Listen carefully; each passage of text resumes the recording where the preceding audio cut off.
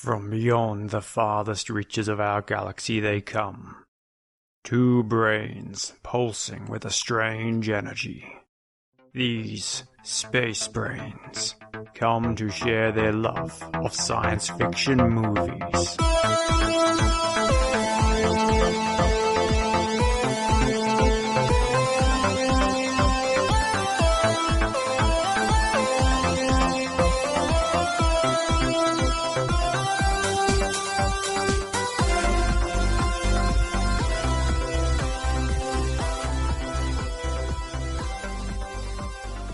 Hi, welcome to Space Brains, the show where we joy watch sci-fi movies and then talk about what was good and what was great. I'm Surrey and this is Mark. Hiya. Tonight we're talking about Akira. It's a 1988 film and it is a classic for episode 40, Surrey. Episode 40, warning, spoiler warning, we're going to talk all about this film, so if you haven't seen it, you better go get yourself a copy and watch it and then come back. Yeah, please come back. Please come back. And seeing how you're good at all of the Japanese names, Sorry, I'm going to hand it over to you tonight for all the names, because I feel that last time you put it on me, I started saying some Japanese and it was terrible. And then you just came in, whoop, here we go. Okay, let's try this. Directed by Katsuhiro Ôtomo. Beautiful. With writing credits, Katsuhiro Ôtomo, Izo Hashimoto, hey?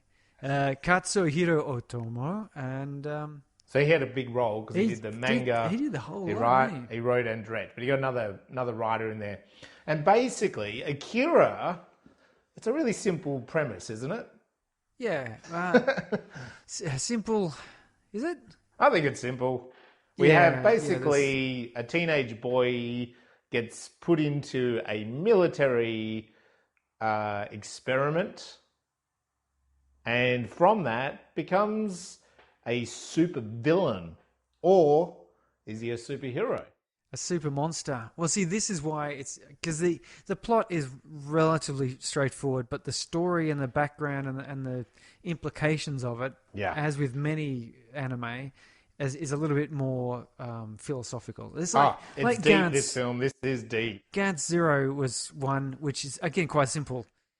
Guy suddenly appears, this mysterious orb sends him to a game to kill monsters. Yeah. Okay, and that's basically what they do. The whole thing is not multiple games, not multiple sessions. It's just one thing. Yeah.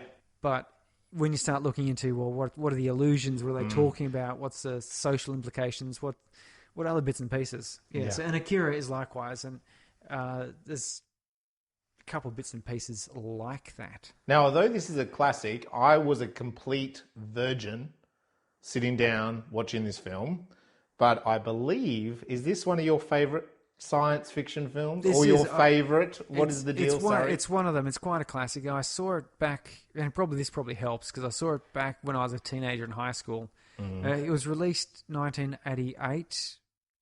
I'm not sure if that's a global release. I can't remember. I saw it a couple years after that in the cinemas here in Australia. It was like in one of these special cinemas. Every city has the art house cinema. Yeah, the art house one, that does that sort of thing. Like in Canberra, it was. I don't remember what it was called. Moonlight Cinema. Oh yeah, something like that. In Perth, it's Luna. Luna in probably Perth. The one. Yeah, and I saw it there with a couple of friends. One of my friends is quite into manga and anime. Prior to that, I'd seen a bit here and there. Obviously, I've watched the Robotech saga, which Macross and Southern Cross and so on, back in the early 80s. And Astro Boy. I've seen Astro Boy. Yeah, well, Astro Boy, yeah. But Akira was the first proper adult movie. There's people being blown to pieces and limbs shot off and blood, guts spilling on the floor. And, it's quite brutal in many cases. And at the time, in, say, 88, 1990, that sort of time, cartoons were kids' shows as far as Westerners were concerned. And so even though, as I mentioned, there's other ones like Astro Boy, it does have the occasional deeper theme, but it's still pretty very kiddie, yeah. pretty much It's good. geared towards kids. Yeah. And likewise, then with the Robotech saga, would be geared towards sort of 12-year-olds, 13-year-olds. Yeah. Although I've got it somewhere on my computer. I'm going to watch it through again with my kids. But this one here was the first one where I watched it and went, holy moly. I'm going to get more of that. And I think a lot of people had this same deal because it presents the story being a Japanese story, being shown to Westerners. It deviates in so many ways from the Hollywood way of doing things. So for you, was the attraction the fact? Do you think that was your number one attraction, that you were watching an adult cartoon, like in the spectacle of that, or was it? And you were kind of like, oh, blood and guts, awesome, but it's in a cartoon form, like the novelty of that. Do you think that's what then that got the attention, I reckon. Yeah. So that got the attention, but the real thing was then you watch through this sort of action and it ends strangely. It has like an almost 2001 feeling to it, sort of ending, which invariably promotes you to or prompts you to have those philosophical questions where you go, well, whoa, what is the meaning of that? You know, how does that work out? It is one of those films that it made me, you know, and I saw the attraction when I watched it now as a virgin watching this film. A lot of those other films that really stand out to me, like 2001 when you talk about science fiction, or Total Recall is another one where you kind of, when the credits roll, you're thinking, you know, you are actually on a bit of a questioning pathway, thanks to the story and thanks to the way they put the film together, that you're not just like, sometimes you watch a film and at the end you're like, yeah, awesome. You know, and it's like the feeling is good, but you pretty much could just walk out and go get a burger or a beer or whatever and have a good time. But a film like this, isn't it? He said, if at the end of the film you turn to your friend and go, oh, so what should we eat for dinner? Yeah. It's kind of a bit of, it's not as good. Yes. And I found that also recently again with Interstellar, and I know a lot of people, you know, Christopher Nolan, this and that, but like Interstellar, I kept thinking about it for 3 or 4 days after. I kept kind of, and it wasn't so much the plot, but it was kind of the idea of Interstellar. So if you want to know more about what we think about it, go backwards to a previous episode. We did Interstellar. So go check that out. But yeah, that was probably one of the most recent films that kind of, in my brain, 3 or 4 days later, I'm still stuck with it. And this film, Akira, did it a little bit to me again, that it's like, when the credits rolled and stuff, I was happy, I was satisfied, but I was also like, oh, okay, that's an interesting proposal, you know, of the ending. Yeah. So do you think that's also why that kind of hooked you on this film? Yeah, exactly. It's because you get that satisfying action hit and intensity and, massive, epicness. But then at the end, it sort of goes that sort of a bit weird, and you sort of think, "Oh, what's that all about? Like, what are they trying to say about this?" So there's a really cool moment in the film towards the end where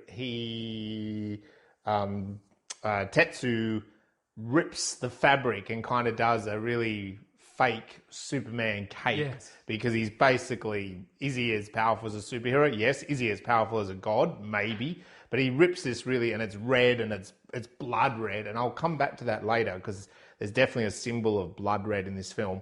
But when he puts that on and he's waving, then there's this, like, I think the plot goes somewhere else, but he comes back to a shot where it's like Tetsuo, and he like turns to camera.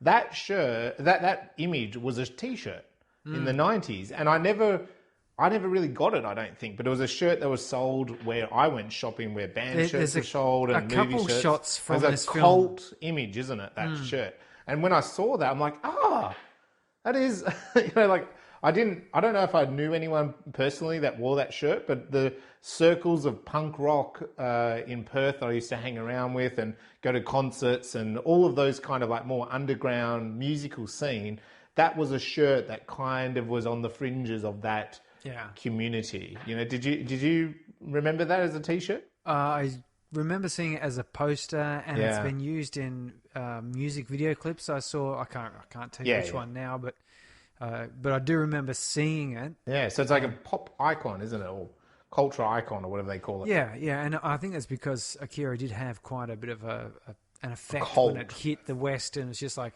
oh, that's really interesting. Mm. But yeah, did you own the shirt? No, I don't. Did you own the poster? No, I don't buy posters. You didn't get into that. I don't buy pop culture. I don't get it. I don't understand the owning of those things. So what did you think going back and watching it again? Now, how many times have you seen this film? I've only seen it 4 or 5 times. This would be... That's a fair amount, but that's a fair amount. This would be the first time in probably 15 years or so. Like, since moving over here from Melbourne, I haven't seen it.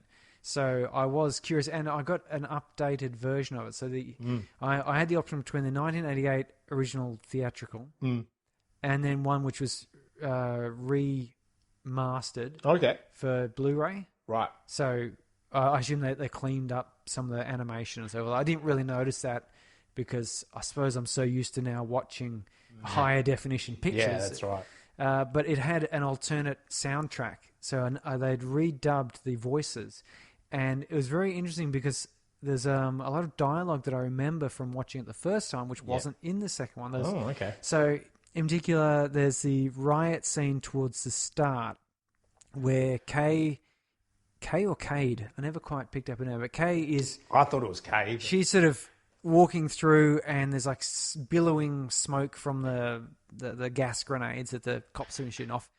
And she sort of ducks back into the smoke as some cops come through. Yep. But then there's like another shot where there's a swirling smoke and there's a clearing, and a cop comes out one way and a protester comes the other way, and the cop shoots at point blank the gas canister into the guy's guts.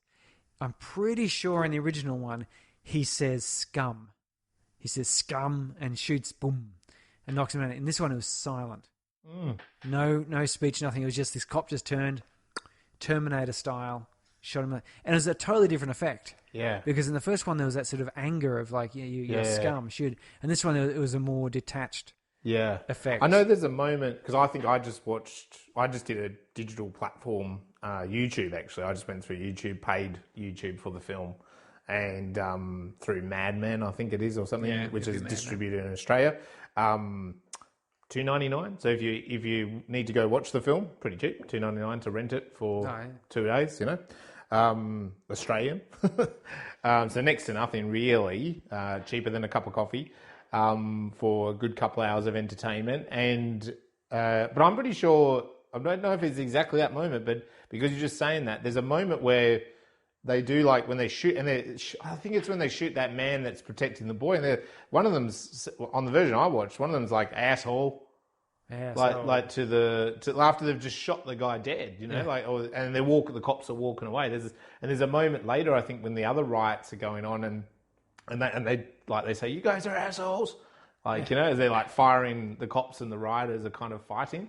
So just because you've said that, and I liked that because I kind of thought that was a bit more, to me, realistic, that the tensions would boil up in this story, Yeah, but it was interesting to get this different audio because they had the original audio had a more typical dubbing of an anime. So Kay's voice was sort of high pitched and particularly girly. Yeah. Whereas in the one I watched, it was a lower pitched, more modern female voice, if that makes any sense. Yeah. A bit more serious sounding. Okay. And I'm pretty sure there were a couple of little dialogues, because one thing that they pronounced Akira differently. Yeah. So I heard it always as Akira, Akira, Akira, but in this one is Akira. They kept calling him Akira. And instead of Kaneda, which is how it was pronounced originally, it was Canada. Kaneda. Kaneda. Almost Canada, but Kaneda. It was just a little bit. So it's just interesting, these subtle differences. And the other thing I noticed was, I think they cleaned up some of the dialogue to make it easier to follow what was sort of being presented. Because I remember watching the first time and I had no clue what this Akira thing was about. Like, they kept talking about, it's Akira. Like, I'm like, what the hell? Like, what is... this Akira thing. It's like, sounds like a person's name, but you keep talking about it like it's not a name.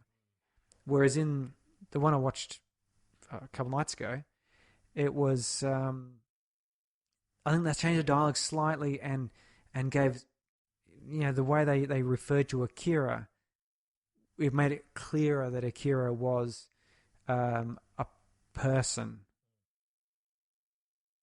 So, sorry, what was your number one takeaway from Akira? Number one takeaway from Akira. Oh, you do it with such a better accent. More seriously than usual. So my number one takeaway is we each have within us the potential to create massive change in the world. But that same potential can result in terrible destruction if we don't marry it to the correct intent. Wow, okay. And that is super serious, sorry. That comes from the prison scene where Kaneda and Kei are in prison. And Kei explains a bit about it's Akira. a good scene, that one. I like that. And that's what I mean. I think the dialogue the script was a little bit clearer for me this time. I think because it was an updated dub, that it sort of made a bit more sense what she was talking about, a little less. Or maybe I'm just older and wiser. Yeah. But I really liked that. And it's a very Japanese way of thinking about these things, is that it was just this Akira power comes from, she's saying basically humans, we can extend beyond ourselves. We can come up with poetry. We can come up with art. We can build buildings and come up with engineering and all these things. And that takes, an input, an energy, she says. Yeah. And, obviously we get that energy from eating food and we expend it by burning it. But she goes on to sort of say, I guess this idea that there's more... It's more like we're sort of hooking into some sort of larger state. And if we all have this capability of being bigger and stronger and better. And I think it's got the double meaning there of being, obviously in Akira, literally he became psychic and could do stuff. Yeah. But I think it's more the case is that it's more that within us we all can make the world a better place. We can all help people and grow and become better. But if we have bad intentions, if we don't do it well, we have just as much power to hurt the people around us and to hurt ourselves and to make the world a worse place. Yes. And then it's just this, okay, now imagine though that your connection to this capacity, this potential was amplified because they gave them drugs and stuff, like experimentation on them, was amplified and you lost control of it. Yeah. Well, now suddenly, you can create, but what does Tetsuo create? He creates a whole lot of weird, fleshy limbs and bits and pieces flapping about the place, which is a bit gross. You've pretty much just answered the question you asked me through that, but haven't you? Yeah, well, so a hope, warning, or experiment. Go rewind back 30 seconds. Listen to Surrey. Yeah, it's pretty much hope. I suppose to add to what you've just said, I think that definitely by the end of the film, you have that scene. You also have the scene where they're sort of saying that they need to come together to kind of like take him on, Tetsu on. They also are basically saying that through Kei, it is Kei, isn't it? Yeah, it is Kei, that she's already begun the process herself. And even then the children, the super, I just called them super kids when I was writing down my notes. So they're like the three children that have the power, like actually have the powers. They also risk themselves for the greater good of society. And it kind of felt like because they even questioned that a couple of times. They're like, if we do that, we're going to die. Like, or we might die. We might not be able to come back. Oh, but maybe collectively we could work together and come back, but maybe not. But it's a kid. It's worth saving this other kid. So it's like, it's like very hopeful. Like at no time I've felt throughout the whole film it's like they themselves. They were kids. They were child bodies. But the thing is, they weren't young. No, they weren't young. They were old children. Yeah. And it's like at the end there, they were sort of representative of the people who had discovered their inner ability to influence the world. Yeah. But didn't really use it, or didn't know how to use it, didn't want to use it. By the end, they grew up and went, you know what? We could use it to to leave the world a better place. Yes. Yeah. We won't be here to see it, but we'll know that we've done the right thing. Yeah. And so that's beautiful. I think it was beautiful. I walked out at the end of I shouldn't say walked out. What am I talking about? But Turned I YouTube off. Turned YouTube off. Pressed pause on my space bar and felt warm and fuzzies from this film. That's what it does. Yeah, which is really counterintuitive considering the ending is basically a nuclear apocalypse. Yeah. Which is again one of these Japanese cultural deals. Because you got to think, 1988 was released. The manga itself was done during the 80s. Yeah. So years before. That's only like 40 years after World War II, after nuclear bombs literally devastated 2 cities and killed hundreds of thousands of people. And out of that came a stronger, bigger, better society, which arguably is more socially aware. I mean, you can argue, as I said, one way or the other about Japan, but certainly during the war and pre-war, Japan was not as metropolitan or socially connected to the world. Yeah. After they got blown up by a couple of nukes, they got forced out, and they found that they could actually adapt to it. And to put that in perspective, that's only 40 years. So that would be like from now, when I'm recording this, to 1980. Yeah. You know, we're watching 1980s movies. My parents were adults in 1980. So you've got to think that the people who were reading this anime or this manga and watching this, their parents could very well have been living with the direct after effects of a nuclear devastation. And that the question of where does society go now? How do we recover from this? What does this mean for us? Yeah, and that's probably without, it'd be great to speak to the writer and director, but it's that's probably where he gave birth to this idea, of course, because culturally, how significant is those nuclear bombs on their society? Devastating, and that's where, physically, mentally, spiritually. And that's where Godzilla comes from as well. Godzilla is the the nuclear the nuclear monster that destroys cities. Yeah, it's literally came from that sort of thing. They've got a whole lot of this. The Japanese apocalypse literature or fiction tends to be a hopeful thing, which is really weird. Like something good comes from Godzilla destroying everything. You find out that he's been doing something good and protecting people, even though he's destroyed so much. Yeah. So it's a fascinating movie. It is. And I also, the final note for the hope side of it, of course, is that whole message you were just saying, that scene. I also interpreted like it means that humans could tap into this kind of old genetic information, even back to the Big Bang, and maybe before the Big Bang, about the universe. And so it's like we're not only just evolved monkeys on this planet. It's like we have that ability to kind of tap into something that is like, it's bigger than us, isn't it? It's like a universal energy. And so I think that's a very hopeful thing. Yes, the Akashic Record. So, sorry, what's one thing that you've been doing since the last time we spoke? Spoke with Mr. Luke Spark. Spoke with Mr. Luke Spark. I sold my house. Oh. So I've got to say that most of my creative efforts have been going into cleaning up for a house do thing. Is this why the recording studio is all packed up? That's why the recording studio... I wasn't allowed in tonight. It belongs to someone else. The green screen is gone. The ring light. Our producer's not here like he normally is. The camera crew, they're not here. Camera crew's gone. Oh. Yeah, I mean, I've gotten back into, I'm obviously just about finished revising my novel, and that would be great. So keep an ear out for further promotion of that hot garbage. I mean, awesomeness. And Mark, other than taking dips in the ocean after school drop-off, what's been keeping you chill? Keeping me chilled? Jeez. I was just trying to tie in the jump in the ocean. Jump in the ocean, yeah. We've had some nice weather lately. Yeah, we have actually, haven't we? I have been pushing ahead with my little documentary.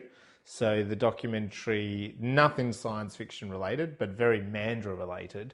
So that is progressing nicely. Still can't say too much about it because it's just a little baby. But yeah, I'm getting excited about it, pumping through it. Unfortunately, the next couple of weeks is kind of school holidays, so it's a lot of dips in the ocean with the kids, Yes, forcing yes. them in, and country drives, and just, of course, getting into that parental zone a bit too much and not being able to Yeah, so I have to keep write and stuff. turning the you kids know. out of the office saying, Yeah. it looks like I'm here, but I'm actually still at work. Yeah, You have yeah. to wait until after work. Yeah. So next week I'm busy with swimming lessons, so it's nothing again. Oh, yeah, it's swimming lessons. exciting. My kids Yeah. are doing that. Are they? Our kids are doing it too at the local pool centre. So, yeah. But yeah, I'm excited about the doc. I've just got to sort of tie up the interviews and that. As soon as the school holidays are over, that's when I'm basically shooting. So yeah, I'm excited about that. Yeah. Shooting, not a laser cannon. Not a laser cannon, no, shooting a camera. Well, laser cannons are pretty cool, eh? Yeah. So let's go into this movie, Akira. I know. Well, it was funny you said about the pronunciation of things, because in the version I watched, which I think is the original, I presume, now that you're saying all this, but they kind of like, even Tetsu, like I was picking up Tetsu, but then it's like, there was a couple other characters that called him something a little bit Tetsuo. different. Yeah, Tetsuro. And with, what's the, you said Canada. I'll say Canada. Kaneda. He got kind of called a couple of different names. So it kind of felt like by different characters. Yes. So it wasn't like the one guy called him. They kind of added a bit of different. I don't know what the deal was there. But anyway, so whatever version you end up watching, just be prepared that some of the dubbing might be a little bit off at different parts. So we have an opening image that is very iconic of the nuclear blast we were talking about. And we have Tokyo, 1988, 16th July is written across the screen, and then it is like an atomic explosion goes off. Kablumo. Yeah. Yes, beautiful. And then really quickly it says it's 31 years after World War III, which again is very like, I was like, oh, this, I mean, you talk about the influence of the war. I mean, it's pretty much saying that this is a story of taking us into another war. And then it also tells us it's AD 2019 Neo Tokyo. Neo Tokyo. Yeah. Well, that's a staple, though, of cyberpunk fiction, is to do Neo whatever. Neo. And Neo Tokyo is... Neo's quite... Yeah, I was like... Matrix. I don't know if Neo Tokyo from Akira was the first Neo whatever. Probably not. But certainly from this point forward, anytime you've got some sort of, cyberpunk or similar sort of view. But yeah, 31 years after World War III. So society has progressed, and then we have the big blood red, and I'm going to come back to this. I'm going to sort of pick on it, but blood red is definitely a symbol in this film. So if you watch it, or hopefully you have watched it already, just take note of the blood red used throughout. But yeah, we have a big blood red title of Akira. Akira. And we have this cool kind. I loved this because it's like a futuristic, huge city, Tokyo, Neo Tokyo, but it's like rubbish and graffiti. Very, like Escape from New York. You know how that's all like we're in New York, but it's like a really shitty, gritty. It's even city. crappier. Yeah, than it's even crappier than the city. Well, because the thing is, Tokyo is actually really quite clean. Yeah, no, I can imagine. Compared to large cities, I mean, it's obviously not sparkling. No. But compared to, for example, parts of Sydney or parts of New York, London, it is quite tidy. Quite tidy. And we have this man entering this kind of shitty bar, and there's this kind of man stumbles into this bar, doesn't he? Like, has a drink, and these young guys that are there around the jukebox, isn't it? Yeah, the jukebox. The jukebox. A data jukebox or something. Yeah, it's got CDs instead of... Because you remember the 88 CDs were still relatively new. Yeah, I don't know if did they really exist in 88? Was it more like 90? Well, they got mainstream in 90, but they're certainly around 88. Okay. It reminded, what was I watching the other night where they had a little laser disc. A mini disc. Mini disc. Well, Demolition Man does the little tiny disc. Yeah, it's just like, okay. Well, yeah, one of the young punks bursts into the bar and knocks the dude drinking. Yeah. And says something about the the clowns are somewhere or other. I could never quite catch where there was, but there's the clowns. The clowns. Oh my God, the clowns. And they argue with the bartender who's like saying, you never buy anything, kids. Yes. I mean, considering they're teenagers, they probably shouldn't be buying anything in there. Probably not, but anyway. It's this dingy world we're in, isn't it? Yes. Kids should be on alcohol and drugs and stuff. So they have these like awesome souped up motorbikes, don't they? Yes. Well, Kaneda especially has got his, because we've got Tetsuo at this, we come out, they're going out to their bikes, and Tetsuo is there. He's going, it's got 200 horsepower. It's got dual electric front and rear coil over super duper bits and pieces, wobbly bobs. Yeah. And, it's got genuine stickers, like brand name stickers on there, like real ones, which is surprising because I don't know, did they sponsor this or something? Yeah. Maybe because that bike survives to the end and keeps working even when it probably shouldn't. Yeah.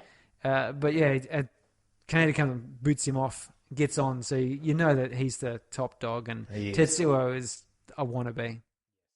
And they chase this other gang, which are, as you said, like clowns. Yeah. It's very Mad Maxy to me. Yeah, they're going through the city, but they got the pipe with the nails on it and scrapes on the ground. And I was also I knew they were young, because again, I don't know if I completely got they were teenagers, but it's like, they're really violent for what they're doing. Like they have this, it's a march to the death, isn't it? Yeah, they're not just going up there and like having shouting at fisticuffs. them. No, they're like straight away they're into it. They're riding bikes at fast speed and throwing sharp spikes and sticks and all sorts of like crude sort of style. And what about weapons. the music? Did you pay attention to what music was playing here? There's taiko drums. It was just like the sort of drums playing. I did, actually. And it was quite sparse, but very unusual. Yeah, I'll come back to the music because the way I sort of described it is it's sort of like tribal music. Yes. And he obviously wanted to play off the different effects of it. So we'll come back to it a little bit. And you're exactly right. I'm glad you just pulled that up because right now I was forgetting about it. It was one of the things that struck me when I first watched this movie back in the day was normally you'd expect to have, Highway to the Danger Zone or some punk rock anthem playing or something. Yeah. But it was just this weird sort of drumming. Yes. I assume it was like Japanese taiko drumming, where they're doing it. It sort of sounded a bit like that, but yeah. The cops suddenly kind of come up behind them, and so they sort of go their separate ways. And one of the clowns has died, kind of come off his bike. Like that. Yeah, that was funny. They're driving along. The two clowns are driving along next to each other. And one of them takes the low road, one takes the high road. And the guy on the high road looks back and says, "No, don't go down." And there's just and he goes, explosion. "Oh God!" And he shakes his head. He's like, "Whatever." And from all this, we're sort of learning that the metropolis of Tokyo is really huge, and it's quite futuristic as well. There's like hologram signs, and there's big neon signs, and big freeways, and different sides of the city. And there is actually, I suppose that is the interesting thing for me. Like we sort of start off like, the graffiti and the rubbish and all that. But then in this chase scene, we see businessmen, being stopped, and we see like other people driving. And you get that shot inside the restaurant where the guy's being a jerk, and then he gets his comeuppance, which is a motorcycle on his head. So he's just squashed. Quite rough. It is quite off. I like how the waiter in that just kind of like goes, and runs away. Hey, where are you going? Hey, you get back here. That's right. Boom. And so, we've learned kind of the city and the society is not just gangs. I suppose that's what I mean. Like, it's not just like Mad Max where people are just wild and woolly everywhere. It's like, no, you've got these really violent gangs out on the street, but the city is obviously like a functioning city. People doing and I jobs. think the arrival of the police helped with that because we just see it coming from a funky bar, I guess, dive, I want to call it, and then straight to bike chasing fight. Like you said, Mad Maxy, you could have been forgiven to think Neo Tokyo was just sort of a bit of a wasteland. Yeah. But then police cars turn up, and they go, "Oh, well, we better get out of here." Like they still respect the police enough to hightail it. Yeah. We go then to a strange man pulling a strange child down the street. and the child looks a bit ghostly, I suppose, like he's a bit white. We're kind of getting little glimpses of it. They don't reveal a lot. And then it seems that police with dogs are chasing them, like with police dogs. And they kind of like get into a bit of a stuck part on the street where there's a lot of traffic. It's called and traffic jam. Traffic jam, yeah. The common terminology. And they kind of like stop at a point, and the man turns around. These police dogs are coming towards him, and he just shoots them dead. Shoots him In front of everyone, in front of a kid. The kid in the back of the seat goes, and then bang. A blood spray across the back seat. And then he runs off, and the police are chasing him, and they kind of getting towards why there is this traffic jam, as you call it, Surrey. And there's a newfangled terminology. Yes, I know. You know, I've been driving along, and I got in a stuck place with traffic. Yeah, lots of cars all around you. I hate being in a stuck place. Stuck place. And there's a huge riot going on, basically, isn't it? Big protest. Very similar to probably what's been happening in Hong Kong with the Chinese government. This kind of, real kind of standoff between a government and its people. And this man sort of with the child kind of like, he kind of runs into the riot, and he's off to the side where the SWAT police are. He ends up like out in front of the protesters type of thing, between the cops and the protesters, which is probably a bad spot for him to be in. Very bad spot. Yeah. And the searchlights are on him, and he gets a beautiful shot. And I think I've seen this as a poster as well. There's the searchlight on him, and he's kind of I'm sort of doing actions, but you can't see it because you're listening to a podcast. Wait till we go video, then you'll see my amazing actions. Mm-hmm. But he turns around and shoots the spotlight out, and of course he's got a gun. Yeah. And immediately, more spotlights turn on him and gunfire, and he's running along. He gets gunned down a little bit, just a tad. And then he tells the child, "Run, go, go, go!" And then he turns up and lifts his gun again, and the cops totally up and on him, like flip him over backwards with his spray of bullets. And they're not mucking about. No, these cops, they unloaded a lot of bullets. They obviously had no problems having bullets in this world. And the boy screams. He doesn't really sort of run away. He screams. And when he screams, the buildings around them, all the glass shatters and kind of comes tumbling down. And that beer advertisement, big beer can comes hurtling off the top of this building and squash police, I think it does, or is it protesters? Yeah, well, there's people go running. Yeah, people go running. I think it squishes some of them. And Kay, we're introduced to Kay. Yeah, she's part of the protests. She looks at the boy, and the boy just kind of vanishes in the street, doesn't he? Yeah. Yeah, and then Kay is hustled off before she gets squished by the falling debris. Yeah, and we intercut back to like the gangs, the two, biker gangs are still chasing each other, and they're sort of like flying down some sort of bridge and out into the outer city or something like that, wasn't it? Yeah, into the old city. They're going to like through a tunnel, and the biker at the back. Oh, well, they have a bit of a fight. No, there's the cops. He chucks the firebomb behind it. It sets off the fire, and Kaneda goes screeching to a stop through it, and the other bikes stop, but not Tetsuo, because he's got a mission or a point to prove, I guess the term is. And so he goes shooting through at top speed, and then all this like extinguisher foam, and Kaneda's like, "Tetsuo, what are you doing?" That's all he seems to do. And then we cut to like really efficient, huge helicopters, and they know about this boy, and they're looking for this boy. And we kind of get introduced, not that we know much about it, but he is the general, isn't he? And he's on the helicopter. The colonel. The colonel. Yeah, that's right. Not the general. I wrote down colonel. The colonel. You can tell because of the fried chicken he's eating. And so, and it cuts back to the riot is getting more violent. Like, the police and these protesters are kind of getting more and more into it.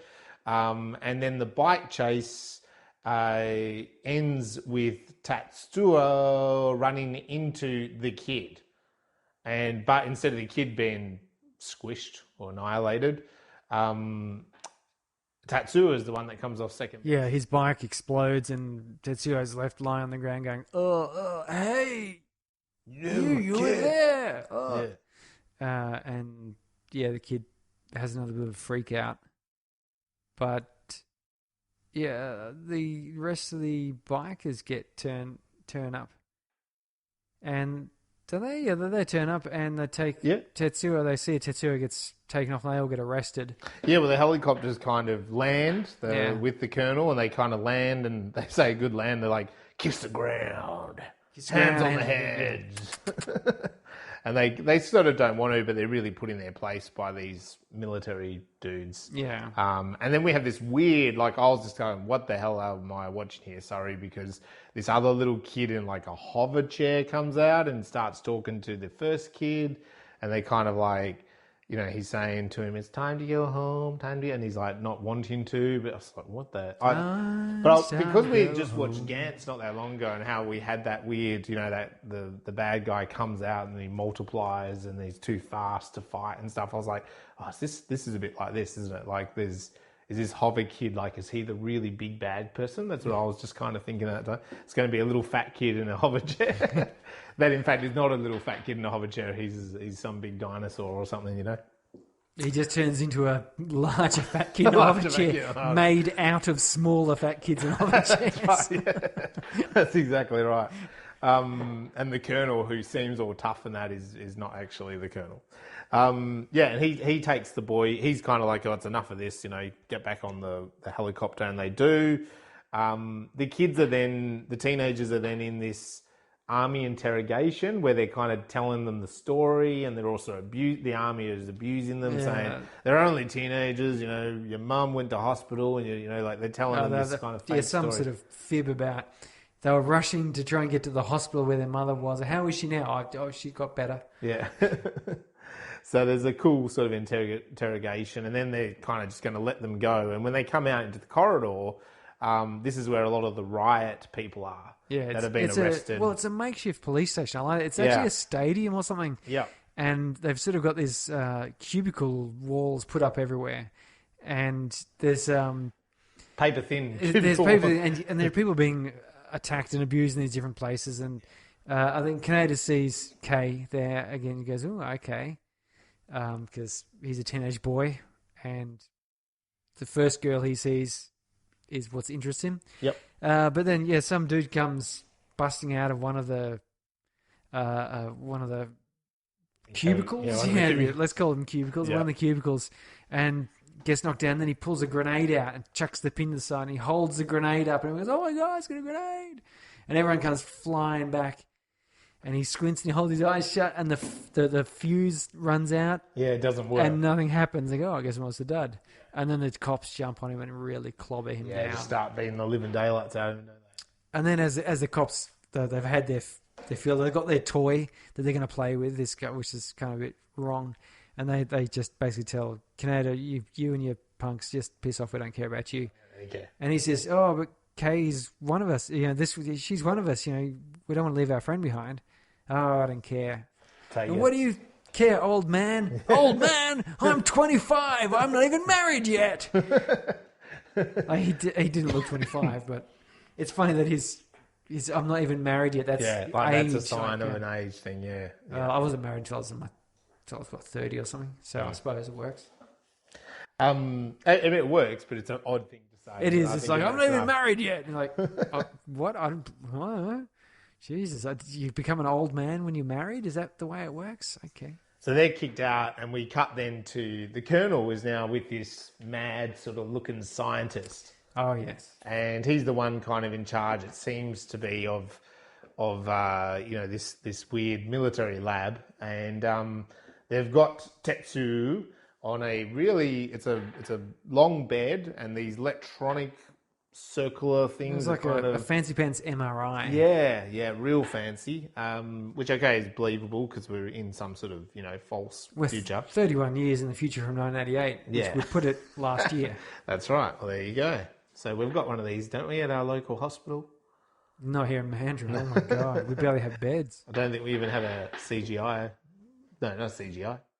MRI. MRI. Yeah, we've got like a an X-ray machine that's sort of old and has like a water jacket cooling and a belt-fed bullet track. Yeah, it's not a little mouse turning the wheel, hey? Mouse turning, yeah. So anyway, he's in there, but the scientist is telling him that, well, Tetsu has this special power, and we get this kind of like cool DJ circular thing. Yeah, and there's like it looks like there's a beat of the music going around, which I don't know. I don't think he quite said what that was, but then he's like, and then there's another beat going around this holographic table, and the Colonel and him look at it, and they don't match, but the scientist is kind of saying, there's similarities in there, and if maybe they might get a bit closer. And the Colonel says very importantly that, well, okay, if this Tetsu is going to be really powerful, you need to be able to contain it. And the scientist says, of course, and so that's a good plot point. And the Colonel actually says we would terminate him if he got too powerful. Yes, even the slightest hint that he's getting out of control, terminate. He's off. Yeah, put him on the red pills.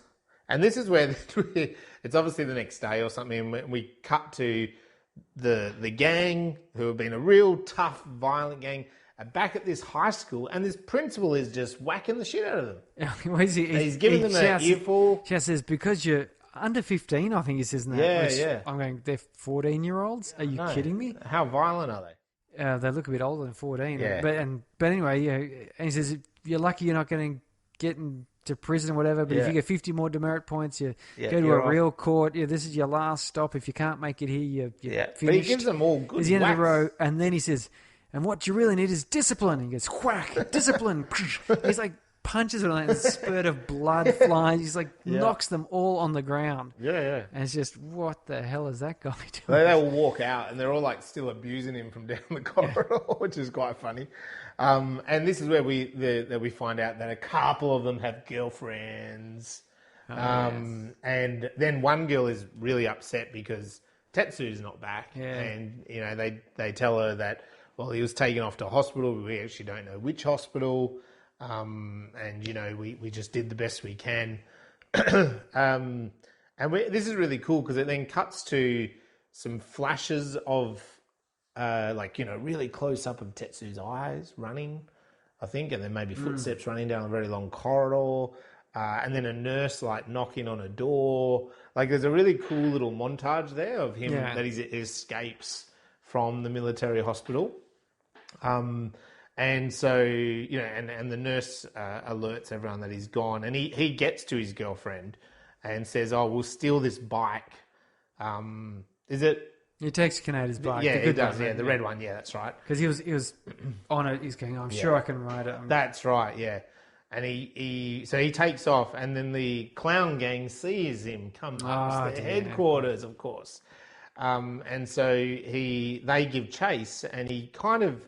The bike stops, doesn't it? It stops working. Yeah, and then he starts complaining about, I see now, I've got to keep it above 5,000 RPM, even on gear changes, which I thought was an electric bike, so I'm not sure what gear changes or what revs he's trying to... But anyway, that's what he says, and he's twitching and twiddling a few things while his girlfriend gets off and sort of goes, I think she gets a bit worried because she sees bikes are coming. Yeah, bikes are coming. Are they the friends or they're not? And then they're not, they're the gang. No. They come up and they whack him and they kind of beat him up a bit. They grab her and sort of rip off her top. And punch her in the face. So it's all pretty violent stuff. But then luckily, as this sort of violence is going on, the rest of his gang turn up and sort of basically save the day. And the thing I did notice in this whole film, Surrey, is that it was one of those examples that their gang were always more violent back to the other gang. Oh, yeah, the clowns didn't do a whole lot. No, really. They didn't... Yeah, even in the opening sequence, the clowns weren't really doing much. No, so whereas it's like this gang were the more violent. Oh, they had something to prove, yeah. Which is funny because you're thinking, at what point are we supposed to think that we should be barracking for any of these people? Yeah. And I'm thinking the save the cat was the fact that Kaneda didn't take anything too seriously. Yeah. Even though he was doing terrible things, but then he saved Kay. Yes. When he didn't have to. Oh, definitely. And that would be the only redeeming feature he has is he's a little bit, he's not serious about his violence and misdeeds. He doesn't take it, and he's very... Because I was watching it, and I was trying to analyze it, thinking, At what point? Because I remember watching the first time, knowing Kaneda was the hero, as it were, and I was wondering. I was actually wondering when they're going to meet Akira, because the movie's called Akira. Yeah, so I kept thinking this. Where's he when going to does he come in? Yeah. So yeah. Anyway, they kind of like. I just wanted to say that because then they really brutalize the clown gang. And then there's a really cool moment here that Tetsu he starts having this weird physical mental breakdown, doesn't he? And he starts like seeing like it's almost like he sees himself in another dimension. There's a great moment where he's like his guts spill out onto the floor and he's trying to pick him up, scoop him back in, and then it goes really silent and the ground cracks away underneath him. Yeah, he you keep falls. seeing cracking in ground. And I thought that was really good because it just goes silent, and you're going, is this real? Is it what? Yeah. What's happening?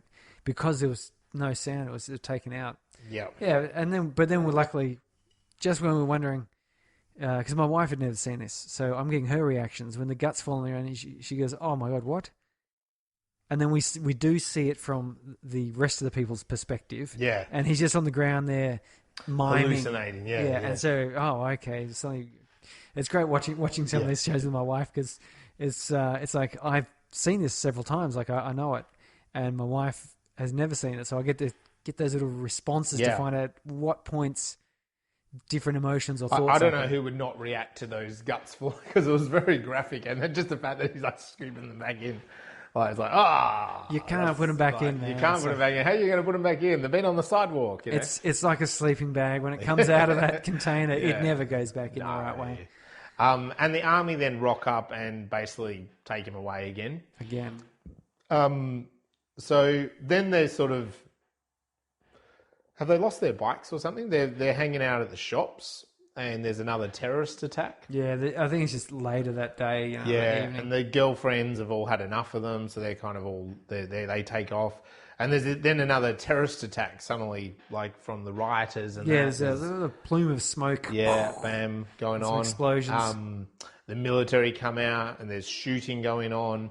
And this is where he sees Kay as one of the people run out of the explosion with another man. And then she escapes into the sewers and he goes chasing her. Yeah, and Kaneda's friends all get up to go, okay, let's go. And notice he's not there. Yeah. And we cut over to Kay just sort of going through these sewers and being chased by a couple of cops. Yeah. And they get split up. And then Kay's pinned, cornered by one cop holding the pistol on her. And that's where Kaneda comes running down and knocks him out into the water. And it's a nice effect there where Kaneda gets a mouthful of this water and he's not happy about his mouthful of water. Spitting it out, spewing it out. But then a second cop turns up and pulls a gun on Kay. And so Kay's got to don't go anywhere, holds it, and has to shoot him in the head because he's about to shoot Kaneda. Yep. And again, it wasn't just a nice, clean, single bullet hole in his forehead. It was the side of his face got shot off. Yeah. And then he fell over and there's a pool of blood as he slid down into the gross water. Yeah, and they kind of are then together, Kay and that, she... Yeah, I think she'd prefer she wasn't. Yes, But he just follows her. Because then he starts, again, going back to kind of cracking onto her. Yeah. Straight away. Weird crack-ons like saying, so this is the first time you killed the guy. I said, don't worry. We'll go to the cops and explain it. You'll get some prison time. I'll visit you. It'll be nice and I'll wait for you when you come out. He's rather annoying in that way. And she's like, what are you talking about? And again, it goes back, I'm not sure how old she was, but we've sort of been told that he's maybe 14, 15, but maybe she's a bit older. I don't know. It's sort of... I would hope she's a little bit older, but she wasn't a lot older. No. Anyway.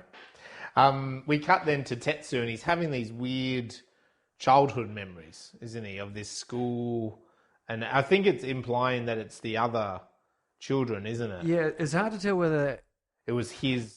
It was his memories, because we do see his memories later on. He was a foster kid left of the school, and that's where he met Kaneda. But we also do see that the numbered kids, 25 and 26 and so on, were also at the school with... Fostered at these weird... with meeting each other. And he also sees that like concrete, the same thing he saw earlier, like the concrete crumbles away.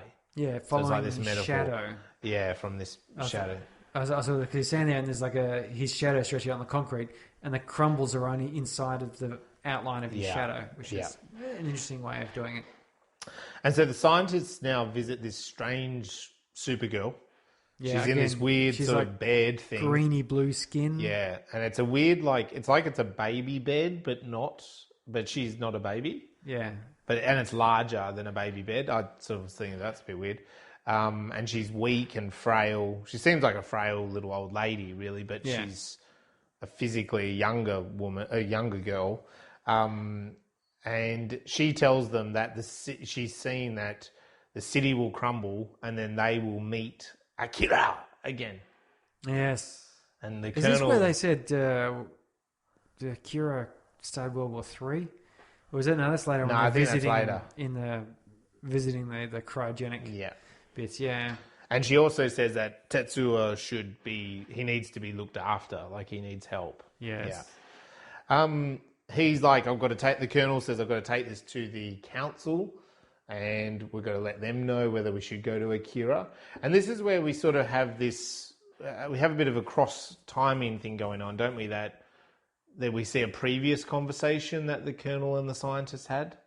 They're going down this lift and they kind of have some sort of debate about, like, the Colonel's like, but I'm a soldier. I think like a soldier.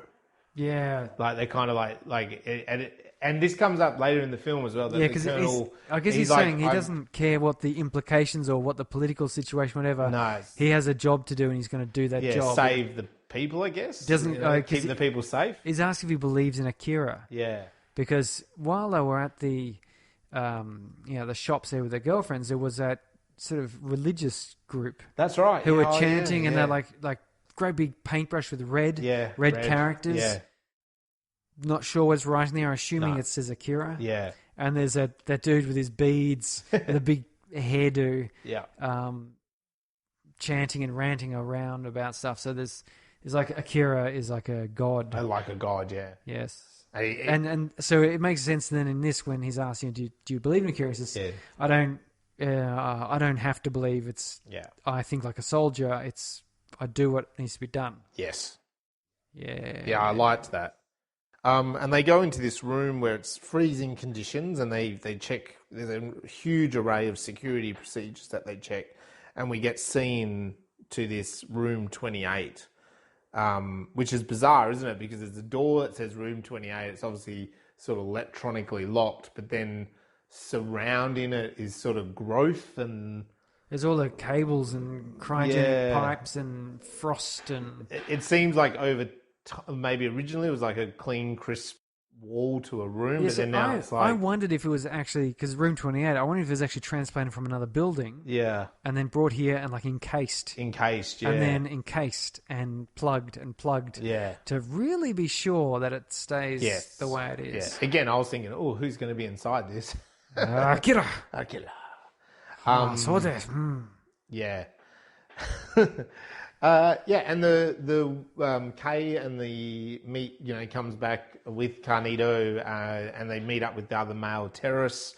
They don't kind of trust him, and they kind of, throw him on the ground and chuck him in. They trick him, don't they? Kind of lock him in a room. But he's pleading with them, telling them that he actually knows the boy Tetsu is his friend, and it's through the military, so they've got kind of like a common connection. And this is where I got a little bit confused here, because then the head terrorist guy then goes wandering off and has this conversation with this little old man. Yes, he turns out to be one of the council members. Yeah.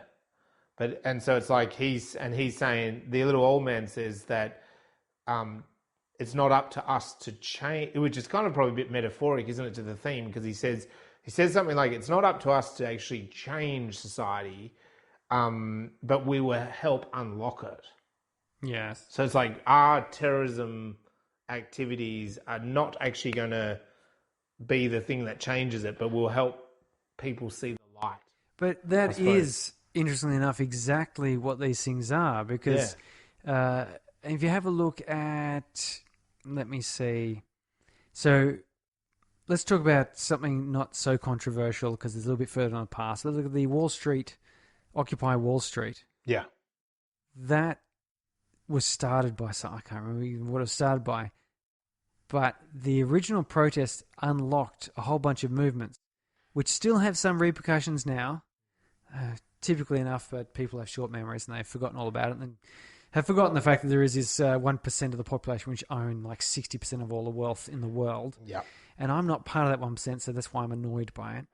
If I was part of the 1%, I'd be saying, shh, it's okay, man. Yeah, it's all right. We need more tax cuts. Give me more money. It'll trickle down to you. Trust me, it will. But I'm not up there, so I'm a bit peeved. But yeah, the protests weren't changing the world. And if we move forward to Black Lives Matters, people go, "What? You know, they're just looting or they're being really violent." That's not going to change. That isn't what changes the world. It unlocks. It makes people think and react, and it makes people start to try to take a side or to pick ideals and confront. You know, what is it that I believe about these things? And that's what he's talking about here, I think, is, you do this sort of terrorist act. You're not going to, because honestly, there's sort of this level of civil unrest itself doesn't do anything. But what it does do, and 9/11 did this in our world as well, knocked down a couple towers, killed a couple thousand people, in the grand scheme of like 7 billion people on the planet and all the wealth and everything, not a huge impact, but it unlocked and changed society permanently. Yep. For the worse, I think. But that's what I'm guessing was the intention. The intention was to change, well, for the worse for us, for the better for the people who did the terrorist acts. I guess they assume it's better for them. Otherwise they wouldn't do it. So it is about sort of this unlocking, which is unlocking within everyone. Yeah, and we're going to see that again, I think, with it's sort of almost the Trump election also, like Trump coming into power itself. Like ultimately, he has not done anything more or less than other presidents. In fact, other presidents in the past have done more. They've landed on the moon. They've done Hoover Dam. They've, whatever. There's various bits and pieces. Yep. But he has sparked within all of America a debate and a recognition that there's something needs to be addressed. Yeah. And how that gets addressed, we can only hope it turns out for the better.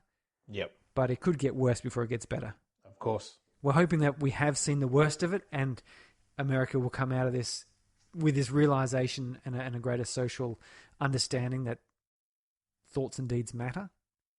Yeah, but, it kind of gets a bit worse if you do watch that documentary, A Social Dilemma, and what that implies about some of that social division that then, of course, social media is encouraging. So that brings up, and I don't want to go down that because that's not what this podcast is about. It's very it's a very, once you start talking about a society that divides itself, and then how things like social media works and what that encourages with the politics in a country like America. And look, I don't know enough about America, but you and I have seen that in Australian politics. There's more independents voted in than ever before. There's more division amongst major parties than ever before. Well, how many prime ministers have we had in the past 10 years? How many prime ministers have we gone through? Yeah. So we're not having a civil unrest at all, but we are having a sort of basic, I think, a fundamental crack in our democracy. Yeah, we are. We're having that wrestle. There's everyone in Australia, in a lot of countries around the world, the same thing's happening. There's kind of this wrestling, and it's been woken, as you said, by little acts, small acts. The Arab Spring, the earlier the 9/11, the Arab Spring. We're talking about Syria, and like the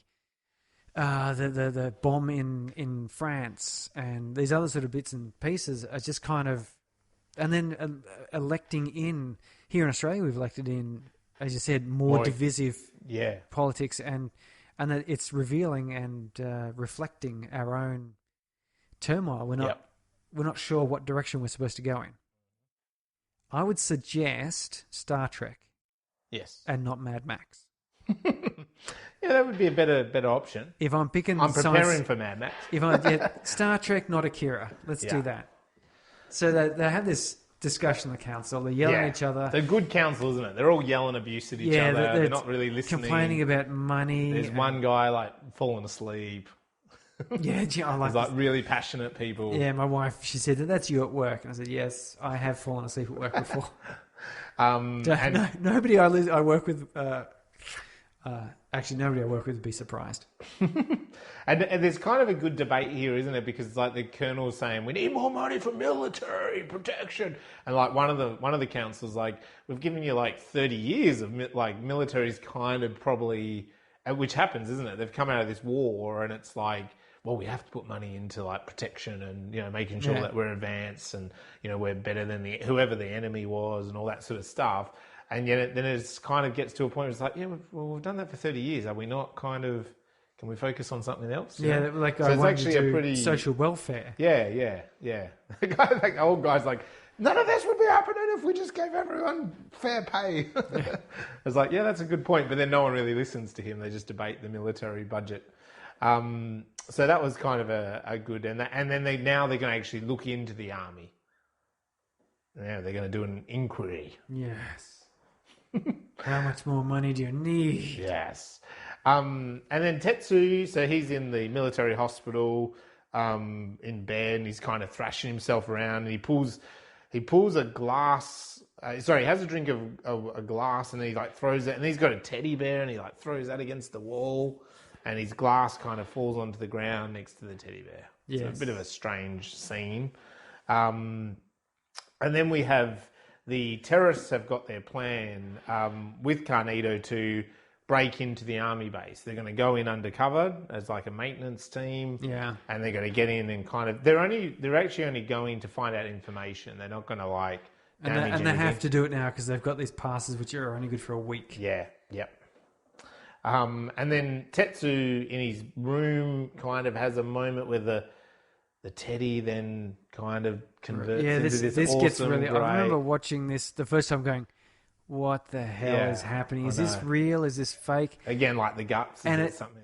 It doesn't really answer the question. You don't really know how much of it was real because the big teddy bear comes and it's leaking fluid all over the place. Sticky fluid. Yeah, it's you worry about it, and then you get the what's the other one? You get There's a giant rabbit. Oh, the bunny rabbit, and it trips over and smashes into a wall, and then he tries to get the door, and there's like a walking car up to him, like a toy car type of thing, and then he growls at them, doesn't he, and shakes his fist, and they dissolve into, and we see inside those constructs are those kids, and they sort of back off and disappear. And he's got, they kind of actually, there's a moment they see because he's bleeding out of his foot from the broken glass. That's it. Oh, that's gross. Blood, and the kids go, "Oh, that's gross." Yeah. And that kind of like dissolves the illusion of the giant teddy and stuff like that. Yeah. Security come running to Tetsuo, and they kind of like helping him. Is this not one of the best scenes? It's fantastic. I remember because you saw him. He pulled the glass over to his hand to drink from it, and he's out there and says, "Come on, we've got to get you back in the room." And he goes, "No, I don't want to." And he goes, "Rah," and then it's just blood, guts. It's just suddenly, it's not like a big dramatic, because I don't doubt in many Hollywood films they'd want to go for like a slow-mo, build up a power and a blast and explosion. And this was just instantaneous click of the fingers, this spherical damage to the corridor, and there's just blood coating everything, like an arm drips off the wall, and he just totally pasted these guys in a blink of an eye. Yep. Which and that I think says far more power than any of these, roaring and crackling of energy and build up and all the rest of it. This was just almost as an afterthought. He just swatted these guys away like they were flies. Yep. And even squished them against the wall like they were flies. Yep. And that totally impressed me when I watched this the first time. I was just like, oh, that is just the coolest thing. It's a damn cool scene, that. We then go back to Kay and Kaneda and the other terrorists they're sort of in the sewer, and they're talking about their plan and stuff, and then they're found by this guard, aren't they? I think first of all the sensor sort of detects them. There's a spotlight appears and a flying thing, and they all have to duck down. Kaneda's just like, "Well, what are you doing?" Yeah. And he gets pushed down. There's like a rat with maggots in it floats up in front of him. He's like, "Bah!" And that's when the second one kind of tags him. Well, that's when that one sort of spots him as it comes back around, and they have to have a bit of a fight, and it shoots one of the dudes to pieces. Yeah, these guys are like on those ski mobiles, but they're flying ski mobiles. Yeah, like skidoos. Yeah. But flying ones. They've even got like the little back brace thing. Yeah, they do. Yeah. It's pretty good. It's cool, and they've got massive machine guns on them. Yeah, or something like that. They're firing away. Like this crazy. is where the military budget went. Yeah, we got flying sea-doos with chain guns. Chain guns. We didn't need them on there. We could have just gotten by with the flying vehicle itself. And what would a drone? What will these machines patrol? They'll patrol our base. They'll protect our base at all times. Our sewer system. Have you thought of putting a door on there? A door on the sewer? Oh. Yeah, never thought of that. Would be. Could we put guns on it? Yeah. Really expensive ones. No, just a locked door. Flying guns. Nah, flying skidoos with guns. Done. And so Kaneda actually attacks one and takes control of it, and it's a bit like a bike. So there's a nice kind of we know that he's a real ace bike rider. Yeah, and so a couple other military guards come up, but he annihilates those two, and he takes off with Kay. Yeah. So they just kind of go flying. At first, he doesn't really know what he's doing, but he kind of takes control of the machine in time. And this is where Tetsuo has decided to go and hunt the kids. So he's going through the base looking for the kids, and he comes across a huge array of soldiers who are all kind of like barricading, protecting, I think, the entrance to the kids. And there's a nice moment there, isn't it? Because they're like, we can't let him in there. And they don't do whatever it takes. And so they start firing, but then you don't actually see what he does.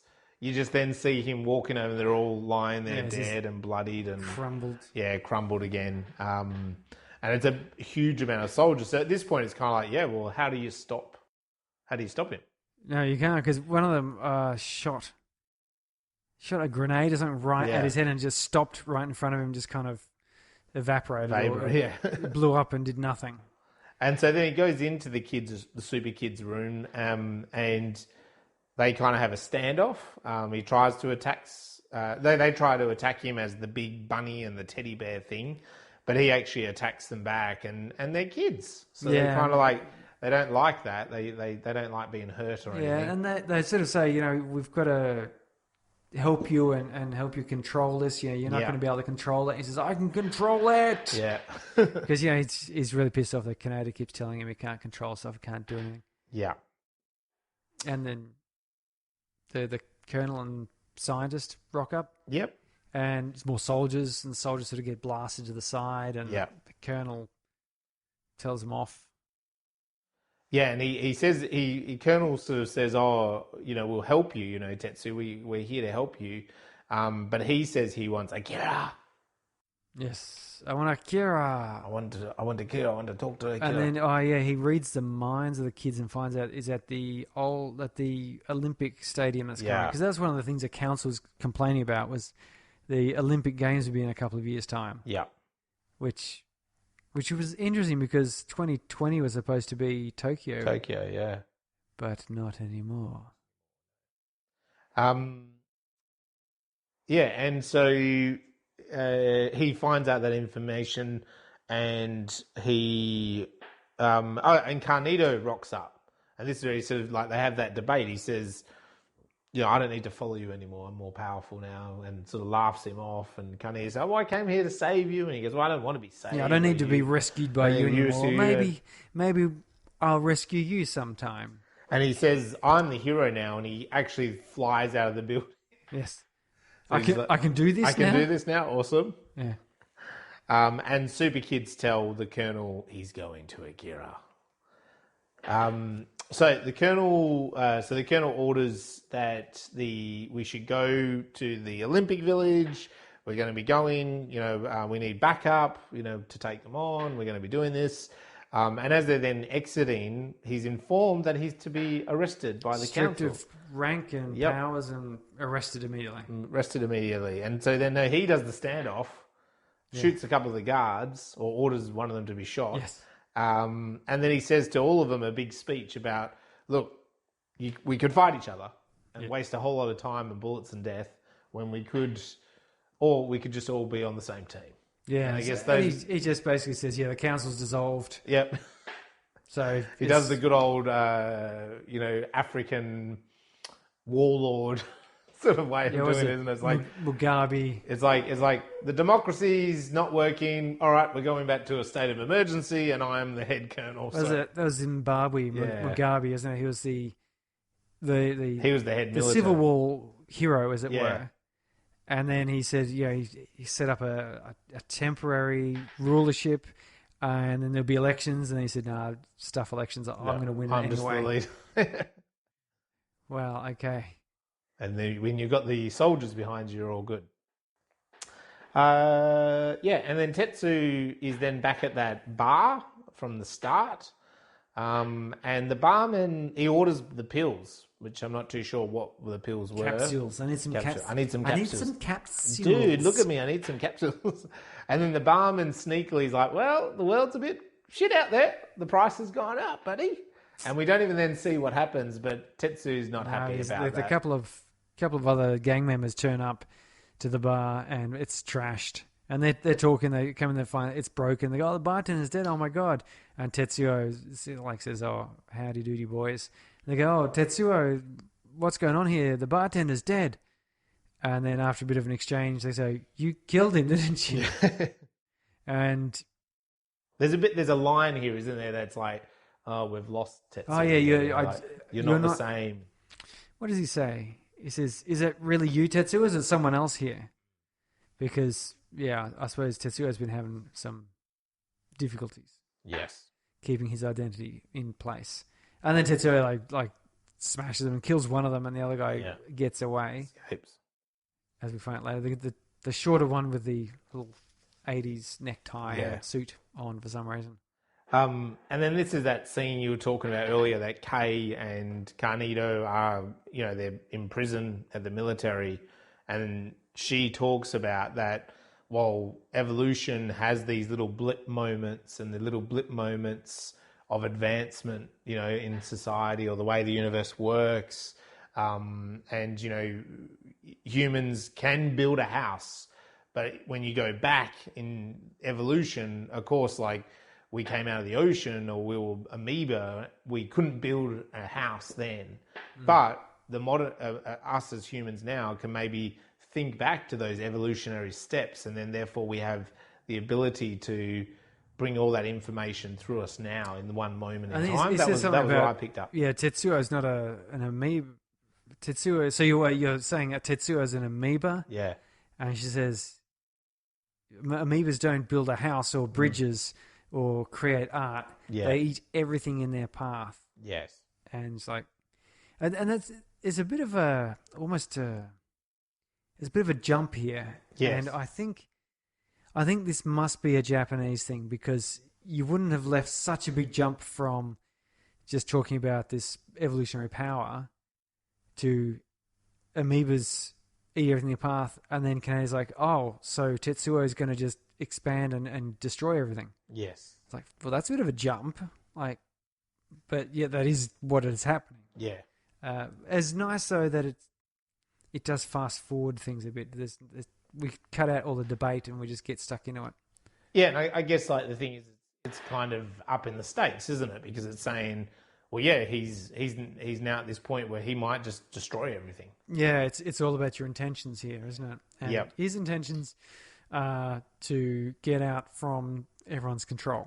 Yeah, and I think also like maybe it's just a writing device that's quite clever, because it's also like the scene before he's killed one of the friends. Yeah. So he's kind of like crossed the friend line. He distinctly then- looks a bit psychotic. Yeah, he looks psychotic, but I suppose the whole time you're kind of thinking maybe he can control it and come back to them and be good again. But then it's like once he kills the barman, kills one of their own, and then now she's basically saying he's choosing to go down this path of then just destroying everything.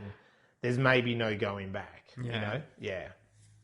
The super kids talk about then over the top. We hear them in that scene using Kay. Yes, they're debating whether they should use her or not. And I think one of them says, "Oh no, she's already on her way." Yeah, yeah. Which it's.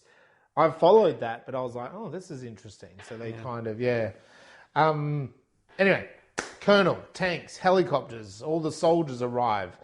They're heading in. They're kind of collecting, aren't they? Their group. They arrive at the bar and they like to realise there's evidence that Tetsuo was there. Yeah. He's getting more powerful. Yep, he's getting more powerful. And then this is also that... I might not have written it down, but Kay and Kaneda escape, don't they? The door suddenly is unlocked. Yes. Yeah, that actually happened at the end of the scene. Yeah, and that's Kaneda right. says this is clearly a setup. Yeah. And this is, well, what are you going to do, stand here and wait to find out? Or let's get moving. So they get moving. And so it was the super kids that kind of free. It wasn't set up from the military. But anyway, the other guy tells Kaneda and that Tetsuo was wanting his bike and that he also killed the other teenage, which I've forgotten that guy's name. Well, he died. It's not as important. And this is where Kaneda then destroys his bike, doesn't he? Yeah, as he's like destroys. Was that really Tetsuo's bike or that other kid's bike? No, I think it's Tetsuo's bike. I get the impression it's supposed to be, but I didn't look like it. But no, well, that's because Tetsuo's other bike got trashed when he crashed into the little kid. That's right. So that was his new bike. Okay, no worries. Yes, and I liked that because it kind of was also he kind of rises towards this brick wall, and you think that he's gonna commit suicide over maybe the grief of it all, or God something. knows what he's going to do. Yeah, but he sort of just like jumps off last minute and explodes the bike. And then while all this is going on, one of the Superboys turns up and kind of just takes Kay away. Yeah, She's like under a bit of a walk across the little the river. And they just vanish. Kaneda runs down and tries to run across the river, and he just falls in the water. Of course. Yeah.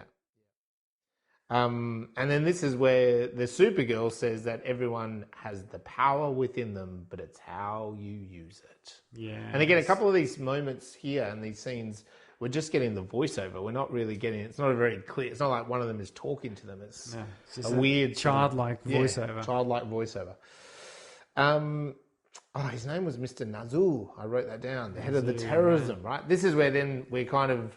He was one of the councilmen, and then he's here, and to be honest, I got a bit confused here. I got the idea of him stealing the bonds and the money, but I got a bit confused. Like then he killed the terrorist. Yeah, the terrorist turns up and says, well, he says, you're here to sell me out. Yeah. And so, like, shoots him, and shoots a couple of the other, or the other guys that commit suicide in the bathtub or something. Yeah, something. But he is slowly having a heart attack, and he's cramming from everything that's going on. Bearer bonds or whatever they are in a suitcase, and it barely fits, and then he's running off, slowly being chased. Yeah. By the terrorist dude. Who's dying anyway? Yeah, he's got a few bullet holes in him. Yeah. And he ends up choking in an alleyway or something. Yeah, falls over, heart attack, mouthful of pills. With his money blowing everywhere, it's quite symbolic. It's extremely symbolic. It's just, I must admit, I got a little bit confused in that scene. Like, it wasn't completely clear to me what was going on. Yeah. Like, why it was needed, I suppose. But, clean up all the characters, all the loose ends. Tetsuo, this is that great moment. He shows up. There's crowds of people. Yeah, they got the tank and the military sort of cordoning off all these people.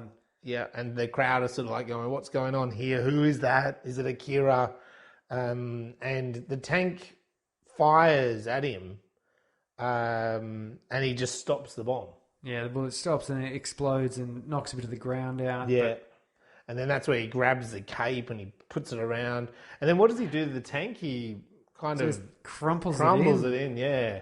And then that's when the crowd are like, and I really liked this, was like, the crowd are like, it's Akira, Lord Akira. And there's one guy that's like, you're all delusional. And then like he just like gets beaten up, you know, like he gets punched out on the ground. A couple other people punch him. And then other guys are like, no, it is Lord Akira, you know, like it's kind of like cool. Like it's very realistic, I think, in a way just that debate of it. Yeah. Like someone would go, am I the only one seeing this? This is just some other crackpot? And they're like, no, he's not a crackpot. You're the crackpot. It's a god. It's a god, damn you. And then he flies off for Akira. He does. He flies off. There's worshipping followers, all that sort of stuff. Yeah, this is so cool. Comes out onto the bridge. This is one of my favourite scenes. Yeah. We walked out on the bridge, and the military dudes all whip out these shoulder-mounted looking fancy pants guns. And he's like, it's just more guns. What's this? And then they pull the trigger, and it's like just like a laser. Lasers. And that actually worries him. And then they say, right, 3-second blast, converge the streams or something funny like that. And then he rips his bridge out from underneath them. And it's a really nice attention to detail because these segments of the bridge fall. So one of them falls and some people fall off and they jump and they get caught and people are helping them up on the other section of the bridge. And then that other section of the bridge crumples and falls and then everyone slides off that and the cars come wrecking down. It reminded me a bit of the Titanic. Yeah. When the Titanic was going down. There's like that religious guy with the big hair is one of the people and he's like, ah! And he said something like, I'm a woman. He says something really weird as he's like dying, basically, which I found a bit bizarre. Sorry, and then I also liked in that a lot of these people were going, Lord Akira, but they're just dying, like they're just, it's not he's trying to save them. He doesn't care about them the slightest. No, just like every other god and then ever come across. He walks up to the Olympic Village. Where we know Akira is buried underneath it or something like that. We cut back to that scientist of that weird DJ hologram thing. And the funny chiming music. Yeah, but now the two musical tracks, which one is Akira, one is Tetsu, is like they're kind of matching more and more. He's beat matching now. He's like getting ready to flick the fader over and we're going to get the new track in. So he's going to be, he's getting close, Tetsu, just to continue like the DJ analogy. That's right. One up. Yeah. And of course, the scientist sees this and he's very excited by it. He's not, I like this. And Tetsu's inside the Olympic Village. The soldiers couldn't stop him, of course. And then Kei, who's controlled by the Supergirl, she says that the power will overtake you and has a go of trying to kill Tetsu. She tries to squish him, but fails. And he lifts out the entire center out above the ground containing the Akira prison. This is kind of big action kind of stuff. Yeah, it's huge. It rose the whole thing up, and it looked like an octopus coming out because there's all these like pipes and tubes flailing about. And I see, you've got milk. Well, it kept I thought that white fluid stuff. I thought that was just the cryogenics, ice water, not ice water, like liquid nitrogen or something.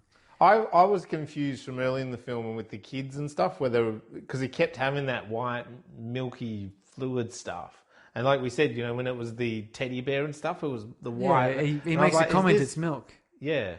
Yeah, so, it's... I don't know. That's what I kept seeing. I kept seeing milk. Well, maybe that's what they wanted you to see. I don't know, yeah. That's the official narrative anyway. I felt like it was milk, and maybe there was some sort of connection to mother's milk.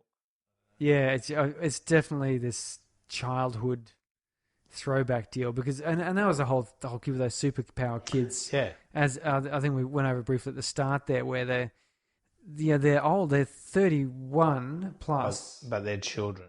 Because as we see here, we have this flashback to the special training school where they were with Akira, and we know that the Akira event was in 1988. Yes, 31 years prior. So they were already, let's call them 10-year-olds. So they'd be 40-ish. Yeah.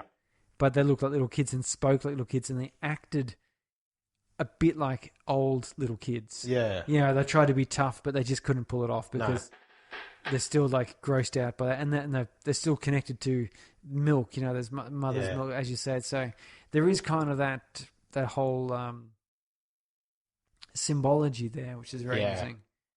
And also then here, this is where we have, the Akira, like he opens up the prison holding Akira and their bottles as well. Yeah, the jars of Akira. Yeah.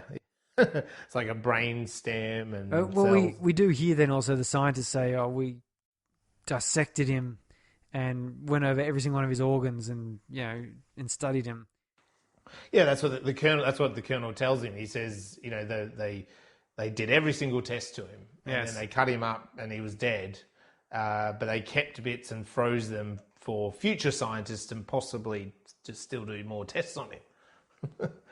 And he looks at the brain cell, and then this is where Kaneda rocks up and stirs him.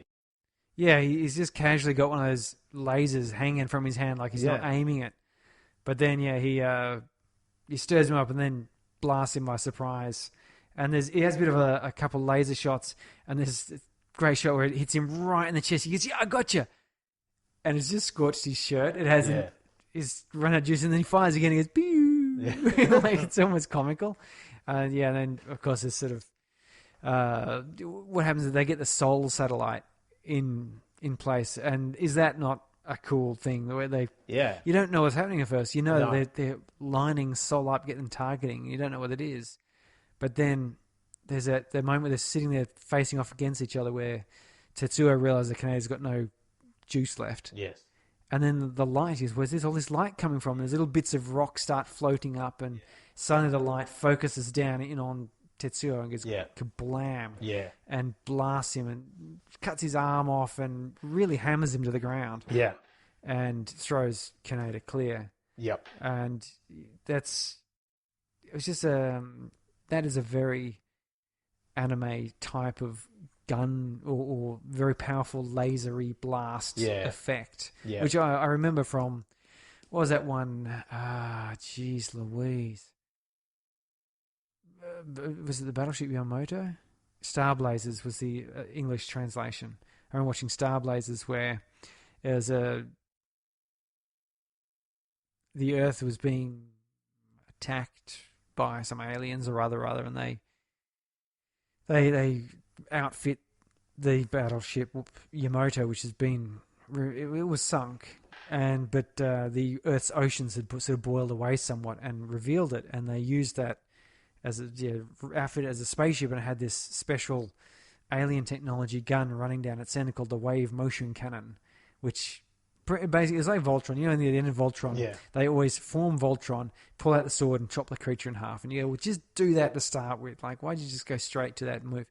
And every episode, this battleship that have fighters going off, they'd pull off other bits and pieces, and it'd always end up though with just aiming this enormous cannon at whatever was in the way and firing it. And you got this same sort of effect where light and everything would sort of stagger, and little bits of particles would fly off, and this beam would hit. And it's a really effective way of looking, super powerful. Because a real laser, of course, it would probably not be that exciting to look at. But this laser, very exciting to look at. It was, and he loses his arm, and then you're thinking, well, what's he going to do now? And then there's another fire coming, like another laser beam comes down straight away. And then this time Tetsu follows, flies up into space and follows the beam right up to the Sol system in outer space. And he basically crumbles it a bit, doesn't he? Yeah. And the thing then starts, and I like this because it continued throughout this whole film, was then the soldier starts firing some beams into the city. Oh, people are like, because it just blows up a building and all over the shop. It's just and then of course it starts disintegrating as it comes into Earth's